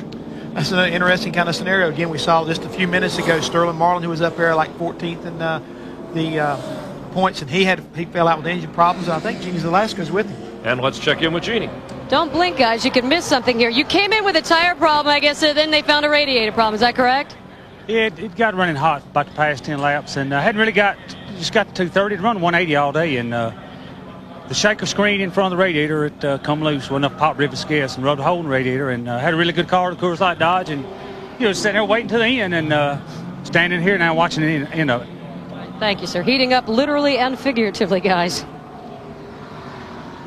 Well, we're into the 8th caution. That's one away from tying the record here at Talladega. We've had, checking the numbers, 23 different leaders, 48 different lead changes. We set the pace on that early, and I have a feeling there'll be a lot of changing before we see the checkered flag here today. Just about count on that right now, Chris. What I'm seeing is the 4-car, Jimmy Spencer, along with Robbie Gordon, elected to stay out, not come in and top off. So I'm really kind of curious to see what kind of strategy they're going to try to play out, because I still feel like the guy that's leading this race is basically a sitting duck. They're going to get ganged up on and passed before the end of the day. Speaking of strategy, earlier Steve Burns, Darrell Waltrip discussing that of Dale Jarrett, who now is back up in the top 10. And his strategy from the beginning was to lay way back of the pack, wait until it was time to make the move. When is that time? Now, you've got to have to start getting a little bit more aggressive and stay up with these guys, because even though we only got 36 laps to go, all these guys are going to be very aggressive. And you see a lot of other cars right now starting to peel off and come down pit road.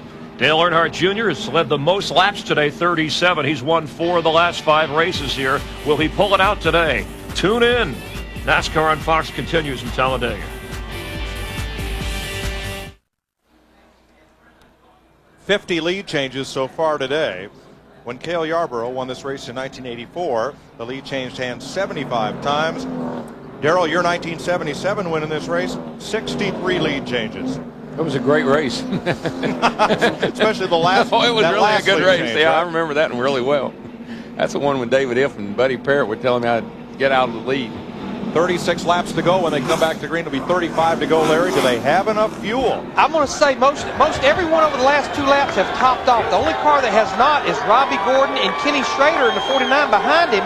Greg Biffle pitted and topped off about 3 laps ago. Then Dale Earnhardt Jr. in the 8 car and 4th. Everybody from back has topped off. Well, you got to believe that 31 car thinks he can make it, or there's no reason to stay out there. Steve Burns? Well, guys, down here in their pits, they think they can make it, but it's going to be awfully close. They think they can go the rest of the way. And I'm sure they were banking on those caution laps that we just had leading up to this restart helping them, because it's 2-to-1 ratio, 2 cautions to 1 green flag lap here. Keep an eye on Kevin Harvick, who restarted 29th. Excuse me, restarted 24th. There are 27 cars on the lead lap. Windshield looks a little better. I can see clearly now. And remember, being back in the pack right now, single file, they're not going to make a lot of headway, but once they get up there and start racing each other, being back in the pack is not a bad thing if you can time it to get to the front with about 5 to go. There is the windshield view after that tear-off was cleaned off. We don't have a tear-off for the roof cam, but that's what it looks out the windshield of the Goodwrench Chevy. Terry Labonte just in front. How about Kenny Schrader? The Schwann's Dodge sitting there in 2nd place, stayed out, third place, as here comes Junior once again. Yeah, I think he's a sitting duck out in that outside line, even though he has Greg Biffle behind him in the 16 car. It's a swan on the side, not a duck. But the result is the same. The result is from 2nd to about 6th. I think it's a swan. Yeah, Safe guess. I think you're probably right.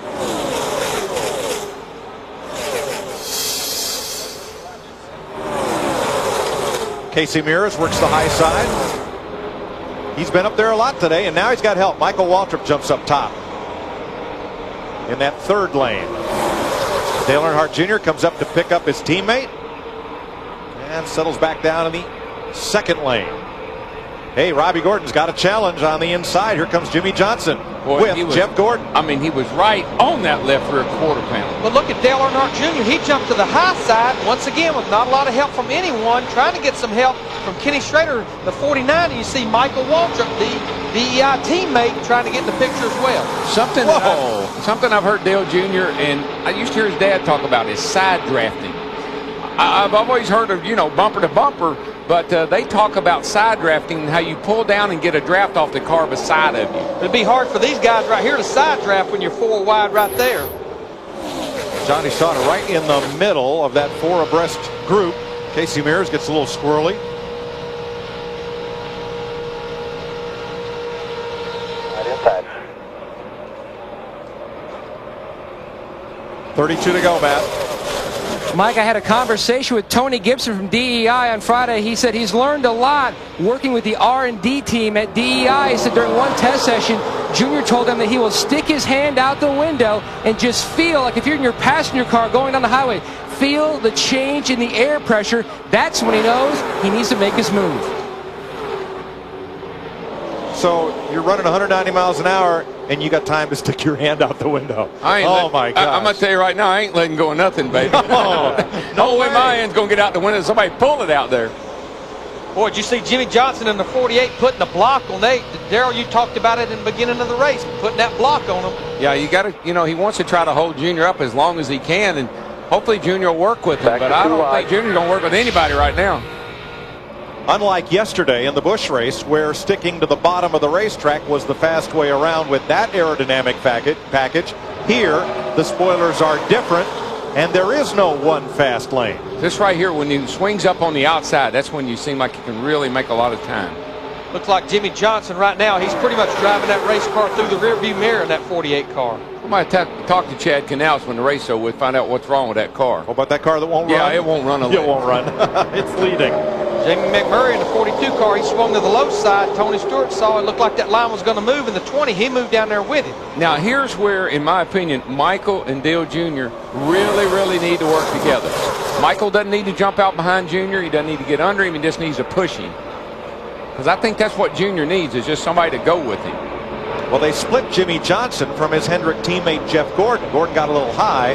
Junior and Waltrip got underneath him. And you can see how they're leaving the bottom open, Jimmy is, but they don't have enough steam to get down there. Man, he's right on him. Jimmy Johnson's the first car today that has prevented Dale Earnhardt Jr. from taking the lead. I'm telling you, he is all over that back bumper. Bump drafted through. Look at the bumper. How he beat it in. Back to you. He's got a big run on the high side.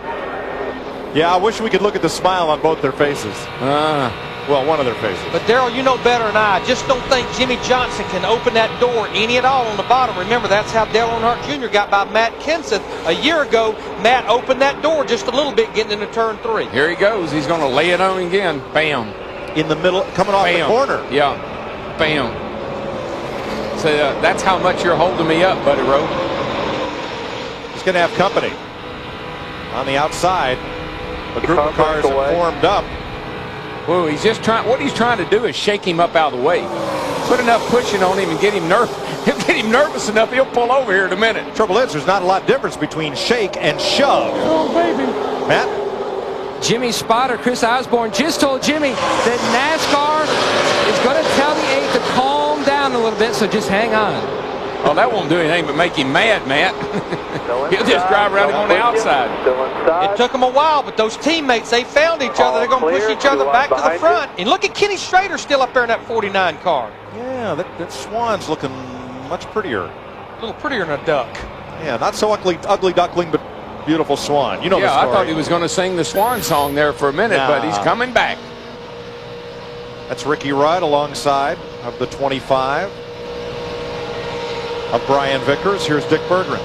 Well, Brian Vickers has had an eventful few laps, Mike. He had a radio change under the caution. The crew could talk to him, but he couldn't talk to them. Then he had more left rear fender work. Then the engine was running hot. They pulled tape to fix that. He wanted to top off, but he couldn't because he was the free pass cry. And let me tell you what, this crowd is going berserk. We can hear them scream over the top of the engines even as the cars go by. But Dick, the impressive thing about Brian Vickers, remember, he had to start at the tail end of the longest line, so he restarted this race 27th, and that was only 8 laps ago, and he's up to 10th already. And Harvick right there pushing on Kenny Schrader, trying to work the two of them back to the front. Trouble is, there's no place to go. Coming to you. Now Tony Stewart's latched on to Junior and Waltrip. Well, I say latched on. He's the next car in line. Now, the one thing that Junior does is, you see, he gets up, he starts running all over the place. And that makes it hard for Michael or anybody else to work with him. He opens the door, you know, he's got it up high, he's got it down low. And it's hard to draft somebody like that. No way to anticipate where he's actually going to go. No. Like he's playing his video game. Up, down, sideways, in the middle. And he's got them all stacked up behind him. Look at that. I tell you what, somebody else has realized we only got about 25 or 26 laps to go. Mark Martin in that 6th car up there. He's getting racy right now, making his 575th Nextel Cup start here today. He has 2 wins. He'd like to make it 3. And he's got help from Casey Mears, Ricky Rudd, Ryan Newman, and Jeff Green on the outside. That McMurray car, the 42 car, has been pretty darn steamy all day long. And guys, with 25 laps to go, we still got 25 cars within 2 seconds of each other right now, fighting to try to get to the front. I just firmly believe if Michael would just stay right there with Junebug, that that'd be a hard. That's a pair to beat a full house right there. 11 times the Talladega race has been settled by a last lap pass. We talked about Kenny Schrader. His first career win came here in '88 when he came from 4th to 1st on the final lap. Michael just opened the bottom up for Jimmy Johnson, and he's going to be in trouble. He's going to get caught in the middle. Got Jimmy Johnson in the 48 on the low side. Got Jamie McMurray in the 42 on the high side. Michael don't have anyone really pushing him in the back right now. No, he's caught in the trap. And look who's together again on the bottom. Jimmy Johnson and Jeff Gordon have found each other once again. Jimmy Johnson's wanting to get to that red rear bumper right there. He remembers what happened about 6 laps ago. I just believe if any 2 cars can get up there and work together, they got a chance. Otherwise, Junior's just going to go from one side to the other and keep them all messed up.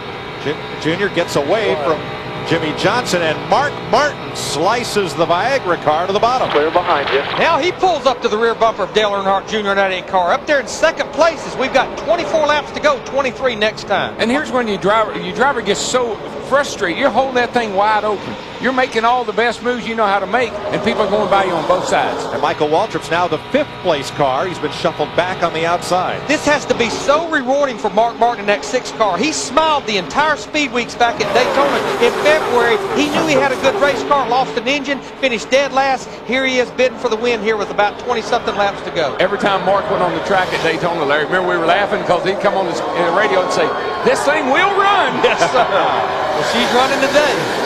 The new Roush Yates Ford engine package coming to fruition on the restricted tracks as Mark Martin trying to end Chevrolet's dominance of the Talladega races. Tony Stewart going to make it 3 wide off turn 2. Goes to the bottom of the racetrack in that 20 car. Well, Michael just doesn't seem to be able to keep his car on the bottom. He keeps opening the bottom up and people get under him. Whoa. Casey Mears to the bottom under Tony Stewart. Tries to make a little room to get up to Jimmy Johnson. And I think Tony Stewart just bounced off of Jeff Gordon. Yeah, well, he was trying to block him a little bit, and they got together and opened the door up for 41 to go under. Well, Jeff Gordon wasn't quite quick enough to stay with Jimmy Johnson. Whoa, what was that? It flew off saw something fly off one of the cars. Yeah, I just saw something fly off of somebody's car. That'll put us under caution for the 9th time today. Caution number 9, lap 166. It wasn't very much. It looked like a piece of rubber or maybe a piece of tape, but I did see it fly up. Well, let's see here. See where it come from. Behind Casey Mears. There, and whatever that is. One of those, somebody ran over something. And the 9th caution flag here ties the Talladega record. We've had 52 lead changes. Only 4 spring races at Talladega have had more. The 2 we mentioned, plus 2 that were won here in the Wood Brothers Mercury by David Pearson in 1972 and 74.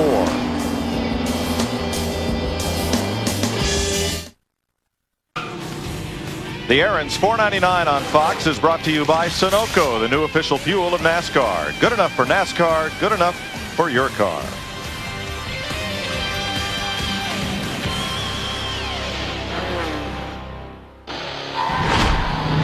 Welcome back to Talladega, where Dale Earnhardt Incorporated has been so strong. 5 straight victories at Talladega and 10 of the last 13 Nextel Cup restrictor plate races have gone to DEI drivers, Dale Earnhardt Jr. or Michael Waltrip. Yeah, and Dale Sr. still holds most of the records for restrictor plate racing. Most wins, most top 5s, most top 10s. So Junior's doing a great job. Got a lot of catching up to do, though. Pit road is still closed. You know, we have 27 cars on the lead lap.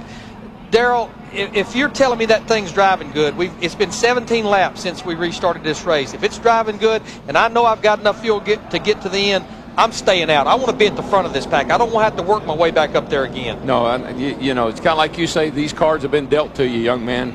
Deal with it. You got what you got. Dick Berggren is in the leader's pit. With Tony Eury Sr., Dale Earnhardt's crew chief. Your driver says he's been having fun today. You having fun? Well, I'm glad he's having fun. We're not having. There's a lot of good cars out there today, and it's good tight racing. It looks like Martinsville, the sides of the cars, look like half of them got donuts on them. But you know that Budweiser Chevy's run good all day. We wasn't real confident with it yesterday, and we changed a few things this morning, tried to make it better, because we wasn't happy the way it pulled up yesterday. And seems like we fixed that, and we were a little loose yesterday morning. The first practice, a little tight the second. So I think all that's gone too. So everything we did this morning was a plus, and hopefully we can pull this thing off. You know, we let Michael beat us here the last time, so we need to get us another streak going.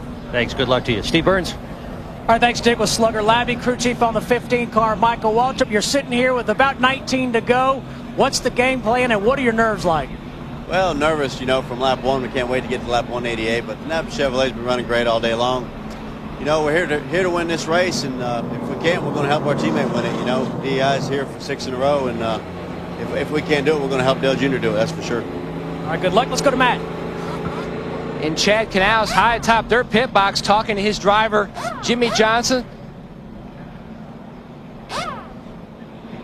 They were kind of throwing around the option of possibly pitting for fresh tires, but like the guys in the booth talked about, going to take a long time to get back up to the front.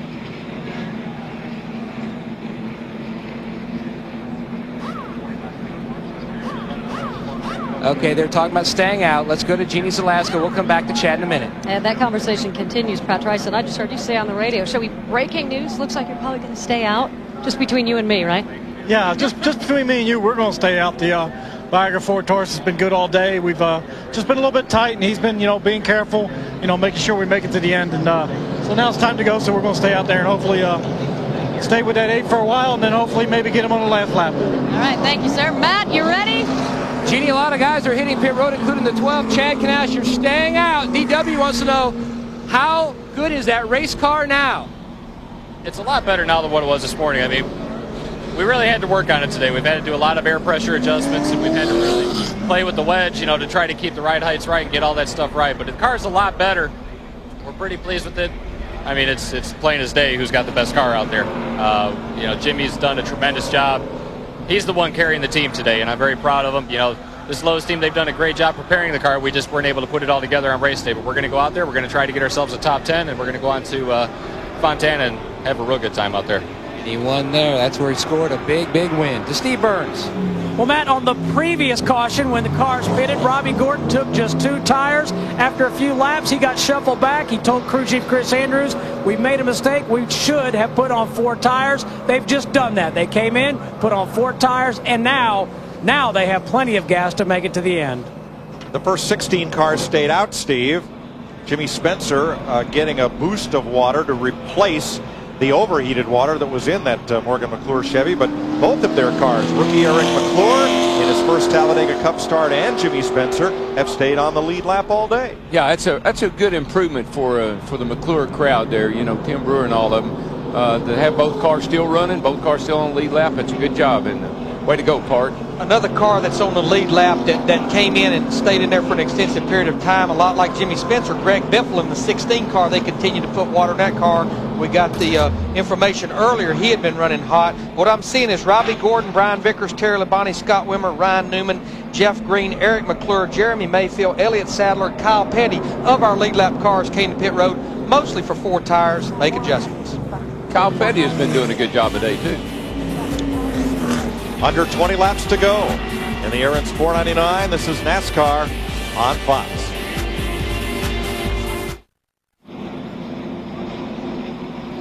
.170 laps complete, 18 to go. Will Dale Earnhardt Jr. score Chevrolet's 11th straight Talladega win? Will Mark Martin break that string at 10? Can Jeff Gordon hold his car on the bottom to run with Jimmy Johnson? What about Michael Waltrip? Jamie McMurray in the Dodge. Casey Mears, his teammate right behind him.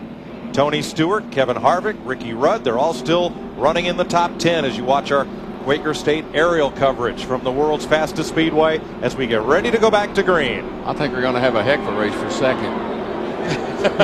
Oh, you optimist, you. I don't know. We'll see here, 17 laps to go. I've just seen this act several times here recently, and shaping up to be another one. Jimmy Johnson to the bottom with McMurray. They're going to strand Michael Waltrip up top. You know, you look at Dale Jr. though, and you look in your mirror and you say, Mark Martin, where'd he come from? I haven't seen him all day now. I don't know. I haven't played with him very much. Tell you, Michael in the 15 car, though, he got a heck of a push from Casey Mears from the 41 car off turn 2 that last time. Behind Martin. Tony Stewart coming. Oh, Jimmy Johnson going.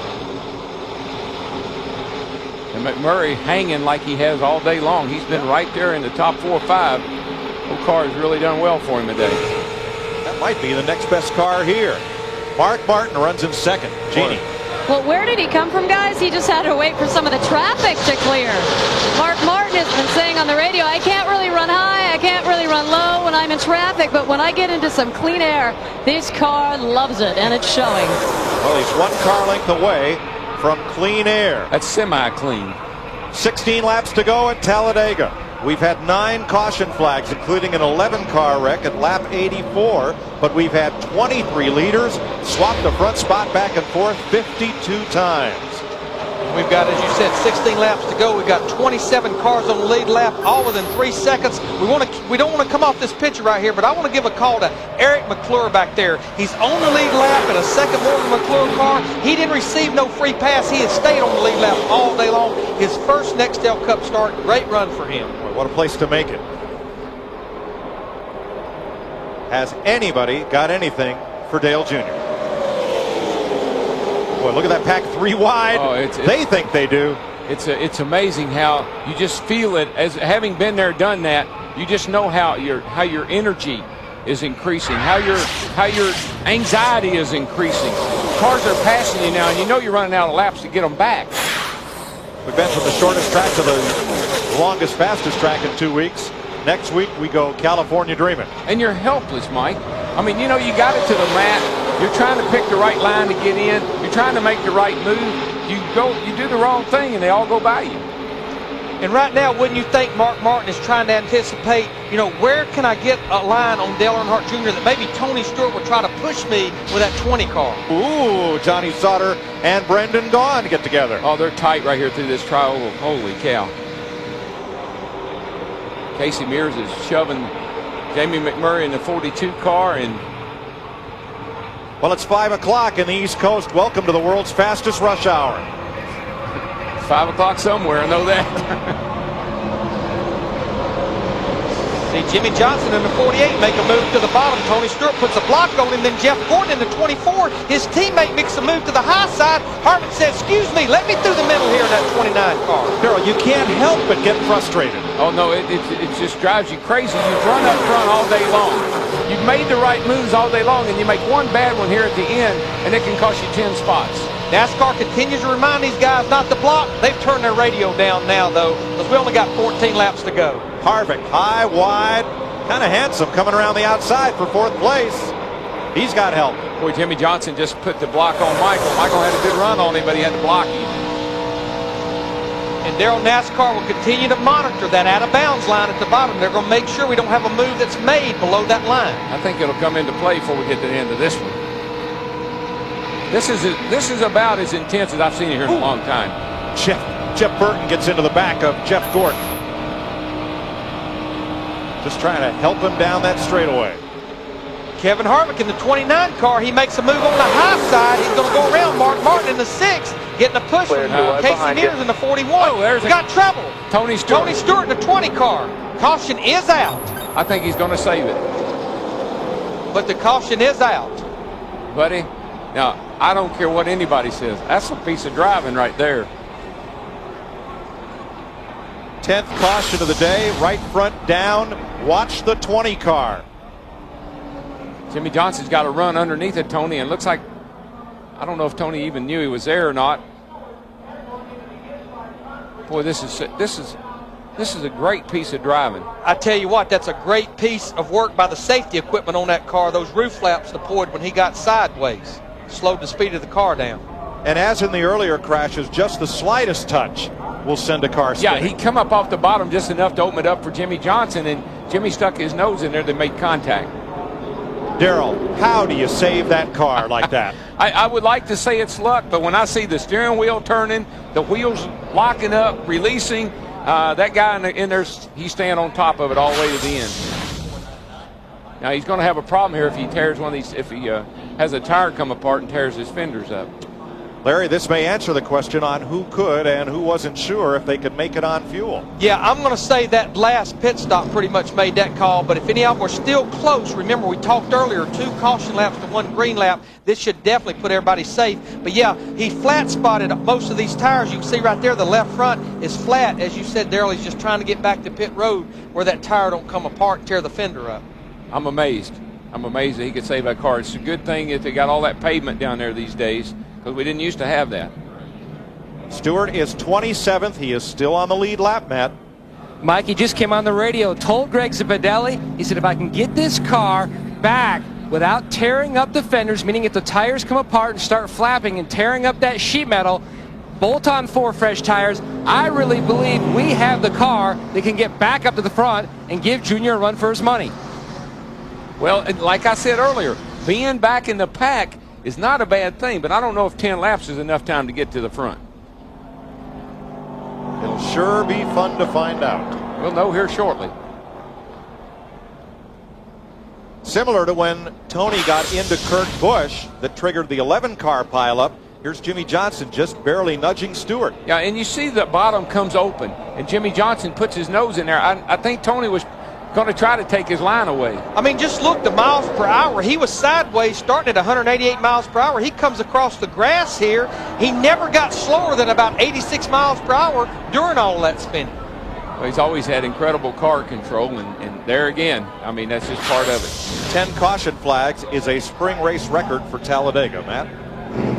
Mike Lingerfeld already hit the lugs of the left front. The left front tire was down on the inner liner. They're working on some of the sheet metal. On the right side, they throw a hammer to little Mike Lingerfeld. Going to work on that right side sheet metal of Tony Stewart Chevrolet. Another hammer shot across the front of the pit. Trying to create a little clearance between the tire and the fender. That's the biggest thing. They need to make sure that none of those fenders will be rubbing any of those tires when he goes back out there. Let's join Chris Myers and Jeff Hammond. Well, Jeff, you were disagreeing with Darrell Waltrip about, hey, is there enough time left with 10 laps to make your move? From what I've seen today, Chris, I really believe that Tony Stewart has got a car. Just a little bit of help gets in the right position. He can't make his way back up. The key's going to be we need to go back to green as soon as possible to give him as much time as possible to find the right dance partner, to hit the right hole, and to work his way back to the front. Dance partner this late in the game. Yeah. Let's go back to the biggest one of today. Last year, 27 cars involved, 11 of them on lap 83, and Tony Stewart tapping Kurt Busch created it. A little bit like we saw a minute ago with Jimmy Stewart and Jimmy Johnson and Tony Stewart. He got in that left rear of Kurt Busch and around he went. But the saddest thing about this whole situation are the other cars like Kenny Wallace, Rusty Wallace, and Derek Cope. You see a bunch of cars get caught up in a big wreck like this. Jimmy Stewart, a big fan of NASCAR from what I can remember. This is moments ago, though. Take us through this, Jim. Very same, like I say, same situation right there. Tony Stewart kind of moved down a little bit. Jimmy Johnson was coming on the inside. He flipped his left rear quarter panel. But again, you can't say enough about what Tony Stewart was able to do, keeping that car out of the wall. But you need to notice one thing. When that car was going backwards, you see both the roof flaps came up, which allowed the tires to still grip the racetrack and him work the brakes and the throttle to keep the car under control. So Tony Stewart still in the hunt, in your opinion. Dale Earnhardt Jr. leading at the moment with just 10 laps to go under caution. Mark Martin, Kevin Harvick following. Let's rejoin Larry, Darrell, and Mike. Talladega, home to the world's fastest speedway, is also home to the International Motorsports Hall of Fame, just outside Turn 4, where Thursday evening, Bill France Jr., longtime NASCAR president, was enshrined in the Hall of Fame, along with drag racer Shirley Muldowney, hydroplane racer Bill Muncy, IndyCar racer Bobby Rahal, and Alabama's greatest short track racer Red Farmer. Our congratulations to all of them, as voted by a select panel of media and by the current members of the Hall of Fame, which is open year-round. Jim Freeman and his staff would love to have you come visit. Yeah, Bill Muncy drove the Miss Madison. They just did a movie about that boat. It's from Madison, Indiana. It's up the Ohio River there. They used to race in Owensboro there on the Ohio. And, of course, Red Farmer, like I say, I raced against him when he was a kid. And, Darrell, I think you and Jeff Gordon actually did the induction of Bill France Jr. Yeah, we did. It was really neat. Jeff and I had the opportunity. It's kind of like old school and new school, you know, and that was cool. Bobby Rahal, I always thought his name was Bobby Ray Hall, so I always call him Bobby Ray. We're going to get a restart with 9 laps to go. Dale Earnhardt Jr. has held off all comers and kept the number of lead changes stagnant at 52 so far today. Mark Martin in that Roush Ford in second. Kevin Harvick Chevrolet has fought back up to third. Casey Mears in the Dodge is fourth. Jimmy Johnson fifth, Michael Waltrip sixth, Jeff Gordon, Jamie McMurray, Robbie Gordon, and Jeff Burton the top 10. Pace truck is in. It'll be a 9-lap shootout. This has definitely been one of the most important restarts for all these guys all day long. Everybody watching who might lag back on it. Green flag, green. I think Mark's right up on the back of Dale Jr. He knows he can't let him get away. Looks like Harvick got a really good run on Mark. He's going to probably try to dive under him. There he goes. It looks like Mark Martin's going to get left on the high side as Casey Mears in the 41. He wants to follow Kevin Harvick. Jimmy Johnson, though, in the 48 car, he's moving up to the high side. He gets pinched up. He can't get back in. Look at Jeff Gordon, though, in a 24 car making a run on the high side. See, all that blocking is what I was talking about in the opening. And Michael had to block Jimmy Johnson. Jimmy Johnson got to block Tony. Tony's got all that blocking is what causes his contact. Here comes Harvick to the outside. He's going to take it to Junior and take the lead. And he's got a push from Casey Mears in the 41 car. Mark Martin in the 6 as well. But Dale Earnhardt Jr., he has his teammate on the bottom side, Michael Waltrip. Yeah, but Harvick's up there now. Of course, the Junior, you don't know what Junior's kind of game he's playing. He might want to be behind Harvick and pass him, just like Harvick just went around Dale Jr. 8 laps to go and they come by. Lead change 53, tied for the third most ever in the spring race here. Boy, Junior's car doesn't come up to, you know, earlier in the restarts, remember, he fell back to about, I don't know, 15th, 20th place. These restarts don't seem to be very good for him. I think the biggest thing we've got with 8 laps to go, we got 3 hungry guys up there that wants to get to victory lane first through third. As a matter of fact, I heard Junior tell in the interview say, you know, sometimes I get a little relaxed on the restarts. Picked a bad time to relax if that's what happened. How about Casey Mears? Right there in second. His uncle's in this Hall of Fame. 4-time Indy winner Rick Mears. Mark Martin still in contention. Gordon and Earnhardt side by side. Waltrip and Johnson behind them. Burton and McMurray behind them. But I think one of the hungriest guys is Mark Martin in that 6 car, just like Rusty Wallace was last week at Martinsville. Casey Mears running in second. His prior best finish here, 37th. Now he's in a position to maybe win it. Yeah, and I don't think that, you know, Harvick or Casey, either one, is going to give up very easily. I don't know. I think that my pulse rate's coming up. I know that. And Darrell, with 6.5 laps to go, we've seen him do some pretty phenomenal things with less than 2 laps to go. But I just wonder, is that 8 car, Dale Earnhardt Jr., too far back now? Still got him clear, both of his clear high. I don't think he is, Larry. I think he's going to be able to slingshot around the outside of these guys. Careful with the help. There he comes. He has his teammate, Michael Waltrip, in the 15 car with him. Car seems to be a little lazy on the restart, but I think he really wants to be right where he is. You're clear. Clear. Michael's coming with you. He's clear too. Both of you are clear. Uh-oh, Harvick has no friend. Keep it coming. You got Jeff Gordon looking up the middle. You made it wrong, Darrell. It only took him a half a lap. Oh, man, I can't believe Junior dove down and left Michael hanging. Nine's on the bottom by himself, 2 wide behind the 29. And Michael Waltrip's backing up. He's back to about 10th spot. Yeah, well, he and Dale Jr. are up on the outside together. I mean, we got 140,000 people here with 5.5 laps to go. Nobody's sitting down. Whoa, Gordon way to the bottom of the racetrack, and Jimmy Johnson comes right up the bumper of Dale Earnhardt Jr., and Gordon gets the lead. But can he keep it? No, he can't. The 8 car is just so strong, they can make a run on him, and obviously they can get to. Oh, boy. That was almost a disaster. Yes, that looked it like was. a Tony Stewart deal there. 5 laps to go this time. Well, I got to say, this is the best race I've seen here in a long time. Darrell, Dale Earnhardt Jr., that 8 car was sideways off turn 4. I don't even think he ever got out of the throttle. Couldn't. No, lifters are losers here. That's it.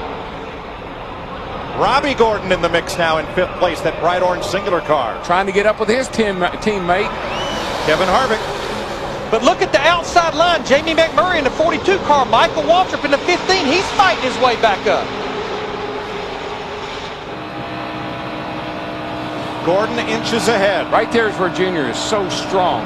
Sailing off into the trouble. turn. 1 car around, and it's Brian Vickers. All right, the caution is out. And we are past the red flag lap. We are past the red flag lap. But remember, the field was frozen when the caution flag came out. And who at that moment was the leader?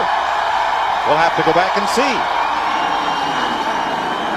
It would be obviously either Dale Earnhardt Jr. in the 8 or Jeff Gordon in the 24. Brian Vickers able to drive away after bringing out the 11th caution of the day in turn 3. Well, there's no debris, there's no problem with the racetrack. I mean, I can't imagine we can't get this thing back started here with 4 laps to go. The field is frozen at the moment of caution, which NASCAR defines as when the flag waves or the lights come on. They have scoring loops around the track to look at positions of the various cars and video replays to aid them in resetting the field. Can they reset it in time? Yeah, and based on the last couple of restarts with the 8 car, Dale Jr., I don't know if they have to go green, white checker if he can get up to speed as quick as some of these other guys seem to be able to. Even though NASCAR was sorted out, as you see these 2 guys behind the pace car, both of them want up there. They want behind. They want to be the first car behind that pace truck. We are at a point where the red flag would no longer be displayed to stop this race, sort things out. They do announce in the drivers' meeting the last lap on which that could happen, and we have passed that point. So either we gather the field up for a restart, or they take a look at how they were running at the moment of caution to decide the finish. And when you are challenging the call, you pull up beside the guy. So how many challenges do we have here? Jeff Gordon will be the leader. And I think they just told the crowd that too. Scoreboard is not yet changed to reflect that, but that is what we're being told as of the moment of caution.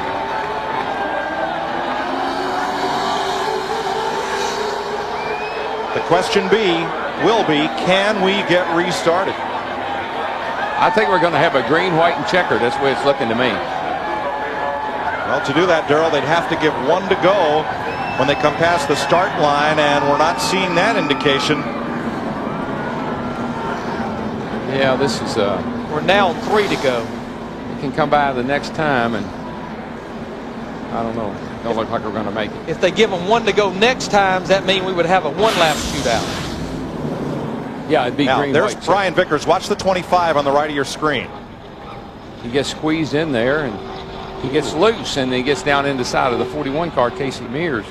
Boy, Michael Waltrip, the 15, Ricky Rudd, the 21, just Ricky, getting by. I think Ricky may have eclipsed him.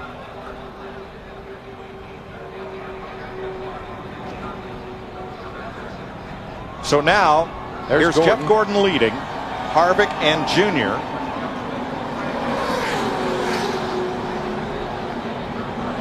Yeah. The car is sideways.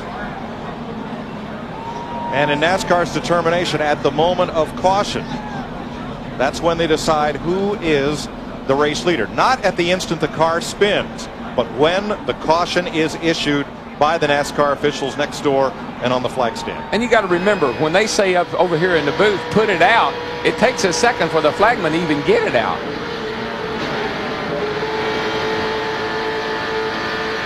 There you see right there, the yellow lights were on.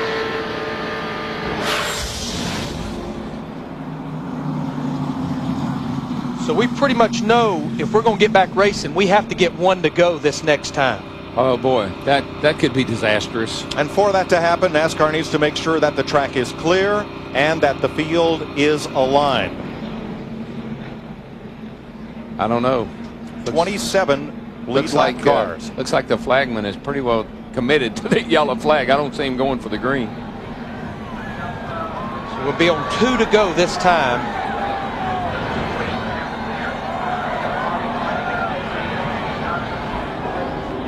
And if they don't give a 1 to go, that would be it. Yeah, we come next time by, we're coming to the white. They'd have to give them 1 to go right now. No such signal. So again, let's show you what happens. Here are the leaders. There is the spin. And you saw he was about a half a car length ahead of Dale Earnhardt Jr. when Brian Vickers was completely sideways. Yellow light's already blinking. That's the kind of finishes we have here. We normally just have them down here at the start-finish line. That was about a half a car length. Look at that car. Sides all beat in on it. Tires got the Goodyear rubbed off of them. But that baby's going to victory circle. NASCAR instituted these rules more than half a season ago to freeze the field at the moment of caution to prevent racing back to the caution flag. There had been a gentleman's agreement in place not to race back unless you were challenging the leader. But as time went on and the pressure to win became great, NASCAR found that the gentleman's agreement had pretty much dissolved, and they needed to take action to ensure the safety of all the drivers on the racetrack, especially one that might have spun and found himself sitting facing the field as they came racing back to the caution flag. So that's why the change was made, in the interest of safety. And on balance, having had half a season to look at it, it was a good move. Yeah, and it's a rarity. It has been in the past for us to end these races like this. It happens occasionally, and it's unfortunate that you know, we have to end the thing under caution, but it's for everybody's best interest. The last restart I remember here at Talladega that they gave with 1 lap to go ended up with Rusty Wallace upside down while battling Dale Earnhardt for the lead on a 1-lap shootout. Jeff Gordon, Dale Earnhardt Jr., Jimmy Johnson, Kevin Harvick, Robbie Gordon, 5 Chevrolets lead the Fords of Mark Martin and Jeff Burton, the Dodges of Casey Mears and Jamie McMurray, and Bobby Labonte's Chevrolet. They will be the top 10 if they're able to complete this final lap at what looks like an agonizingly slow 70 miles per hour. White flag. I'm sure NASCAR will have a lot of sorting out to do because we have 27 cars on the lead lap figuring out who finished where. But we had a lot of Fords that were strong today. Mark Martin, Jeff Burton, a lot of Dodges, Casey Mears, Jamie McMurray. But right now, as scored sits, Chevrolets are the top 5 positions. Still, you got to give a call to Mark Martin and Burton. Jeff Burton particularly. I mean, that team has struggled. And to get a top 10 today, a 7th place finish. Michael fell all the way back to 12th. Brendan Gaughan. We didn't talk much about him today. He's up to 13th there at the finish. And Bobby Labonte, who we documented during the day, rode at the back. Right now, he's being scored in 10th position in that 18 car. Pole sitter Ricky Rudd will end up 16th or 17th here. Rookie Eric McClure in his first Cup start will finish on the lead lap, and it will be Chevrolet's 11th straight Talladega victory. Spencer, they got the 21st spot there in the 4 car, so pretty good day for Morgan McClure. Kyle Petty up there in 24th. Schrader led the race there a little while. 23rd.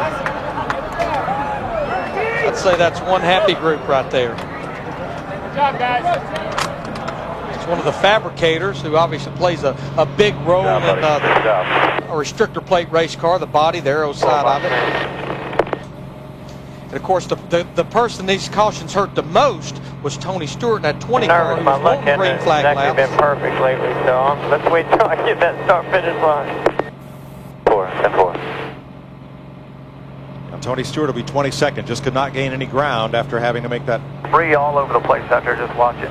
that final stop. And that's what NASCAR was concerned about. A lot of debris on the racetrack. Probably all Budweiser cans. However, that debris has come from that section of the grandstand. That's a sad commentary. The fans, of course, they want to see a green flag finish. Safety of the drivers, though, is paramount. And Jeff Gordon will win the Aaron's 499 over Dale Earnhardt Jr., Jimmy Johnson, Kevin Harvick, and Robbie Gordon.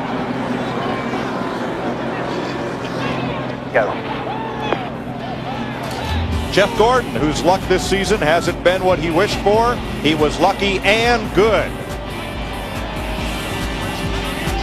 Unbelievable, baby. Unbelievable.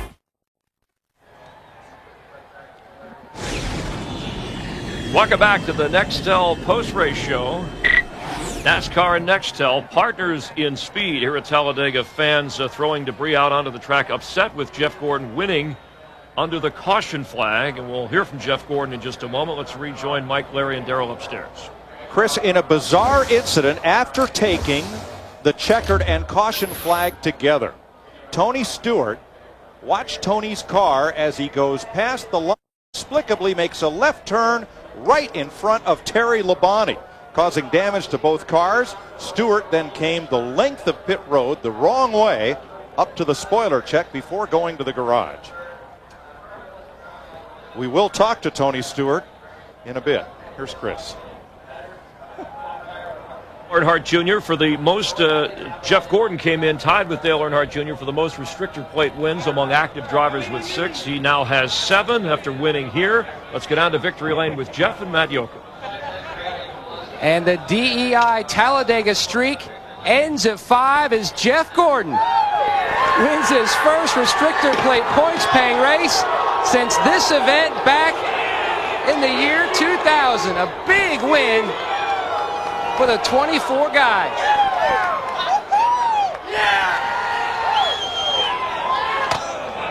Despite how big to beat the DEI guys. Woo, man, thank God somebody did. I didn't want to do it that controversial. I tell you, the Pepsi boys put it on the beer boys today, but I tell you what, wow, what an amazing day. What a great race. This package that we have here is incredible.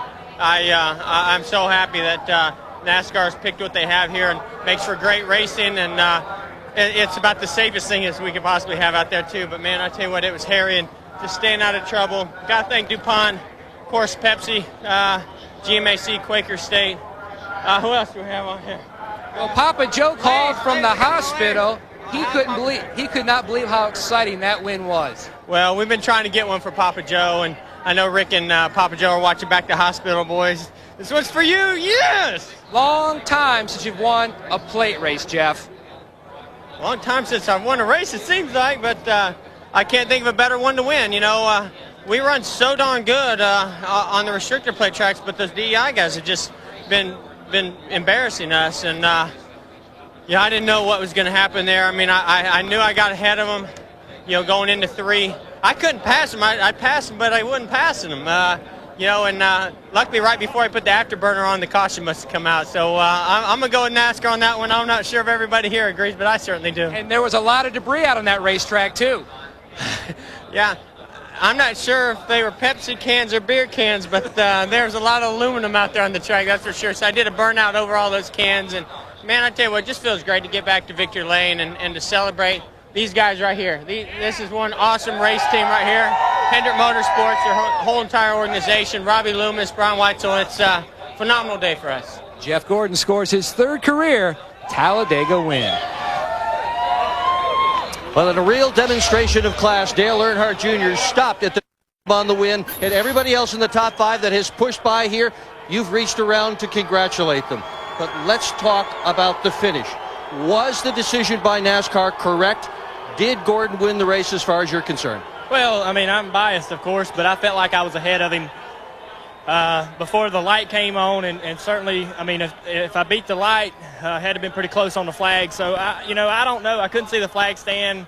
I don't know exactly how NASCAR makes their decision on freezing the field, exactly when they freeze it, but I thought I was a miles ahead of him. I didn't even think it was close, but it's a great points day, first or second. So pretty happy about that.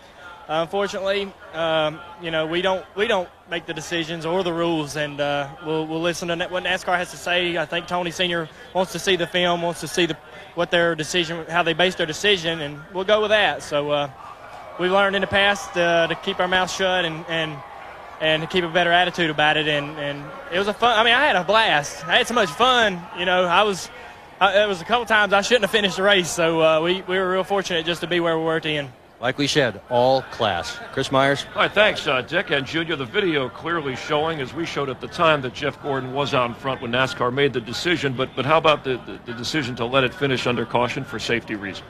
Well, I mean, that's NASCAR's call, and like I said earlier, I don't really agree with the way things kind of turn out from time to time, and I hate it for the fans over there, but in the interest of safety, that is the reason why this rule has been implemented, and we're going to have to live with it. We're going to have finishes like this from now on in. It's going to turn out like this, so we're going to have to do better as far as the fans are concerned of accepting it. All right, fans are frustrated. Jeff Gordon is happy. Let's go back down to the track and check in with Jeannie Zalasco. And I'm going to catch up with Jeff Gordon's teammate. We were just chatting about this race, and it was exciting to watch, and as you said, I guess it's fun when you end up on the right end of things, yes? Yeah, the way it cycled around, we ended up with a good finish, so it was a great day for us. 5 laps later, it may have been a different story, depending on how the draft was working. Everybody was so cutthroat. I mean, it didn't matter if it was teammates or friends or anything. I mean, everybody was really, really racing hard. I know the fans aren't happy about it finishing under a caution, but it's just one of those deals. But I'm very happy for this Lowe's team. I want to thank all the employee owners. I want to congratulate my teammate for winning the race, and then also one downer on the day was I ended up getting into one of my friends on the racetrack. I was underneath the 20, and he pulled down to block me, and I was there, and it sent him for a ride. So glad he didn't hit anything, and everything's all right from there. You may be the least of the 20's issues today, so you can go to sleep on that. Thank you, Jimmy. Great race. Steve? Fairness to you, early in the race, Kurt Busch, some of your other fellow drivers pointed the finger at you. Your take on the whole afternoon and that incident in particular? I mean, I got underneath him and got him in a compromising position, and I started to back out. I just didn't back up enough to get him out of it. But, everybody can say what they want, and the fans are going to say what they want too. I mean, this is a product of restrictor plate racing, and, if they want to script us a script and tell us where they want us to run each lap, that's fine. We can do that too. But, Kurt and I get along good. Sure didn't want that to happen to him or anybody else, but I think if you look here in restrictor plate racing. Tony, you had a great run going at the end of the race, and made a great charge, but got turned around and did a great job of saving the race car. It's just part of racing, Jimmy and I are good friends too, and I know Jimmy didn't turn me on purpose. It's just that's a product of what we have to do here for 188 laps. We got to do it twice a year here and twice a year at Daytona. So, I don't feel any ill feelings toward anybody or toward Jimmy on that deal. I mean, he was just racing, trying to get every spot he could get, and if you look down through all these cars here, I bet you're going to see a lot of cars that look like they just left Martinsville last week, so I don't think I'm the only one that got any scuffles today. Thanks for your time. All right, buddy. Thanks, Steve. 5th Talladega win for Rick Hendrick, 3 for Jeff Gordon, Terry Labonte, and Ken Schrader have all won for Hendrick Motorsports. We would have loved to have seen a green flag finish, and I've always been proud of this sport's fans, but those folks in the grandstand, Darrell, I don't hold with that. Keep your stuff in the grandstand, no matter how you feel about it. Yeah, it's a very dangerous situation, throwing stuff out on the racetrack. But, Larry, yesterday we talked about the package, the Busch package. They got that right, and I think they got the Cup package right. This was a great race today. I mean, it really was. And, the fans, what I hate about that is they're taking it out by throwing stuff on the racetrack at guys in those race cars. Regardless whether we agree or disagree, finish this thing under caution, it's not those guys' fault. It's the people NASCAR making the decisions. And like Jeff Hammond said, we have to live by it. Well, today, like you say, Darrell, there was no slow lane. There was no bad place to pit. There was no bad place to restart. Everybody who was in the race had a chance to win the race. That's the worst thing I've seen all day right there. Yep, I'm afraid so. Chris Myers. All right, thanks. Yeah, 160,000 fans. There's always going to be a few idiots. All right, thanks, guys. Chevy congratulates Jeff Gordon and his 24 car, the Monte Carlo Chevrolet, on today's big win. This was the wreck. This is the winning moment out of the caution, of course. Brian Vickers spinning and Jeff Gordon passing. NASCAR saying, hey, you went ahead of Dale Earnhardt Jr. and Jeff Gordon, under caution, picks up the victory. And so in the last 3 weeks, last 4 races actually, Jeff Gordon has gone from 13th all the way up to 3rd in the points race, and Dale Earnhardt Jr. has the largest points lead of anyone so far this year. Looking very strong right now, but how about that Jeff Gordon and along with his teammate Jimmy Johnson from Hendrick Motorsports, 2nd and 3rd right now, looking really strong as far as the season's concerned. Well, it was a terrific racing today. Unfortunate the way it ended. Jeff Gordon, a California guy, at least by way of birth. Next week he'll be back in the state of California. Join us Friday on Speed. We'll have Bud Pole qualifying, 3 Pacific. Saturday, FX final practice for the Cup cars and the Busch race at 4 Eastern, 1 Pacific. Matt Kenseth, your defending champ of the Busch race. NASCAR this morning, Sunday morning. And then at 3 o'clock Eastern, noon Pacific. Note the start time there.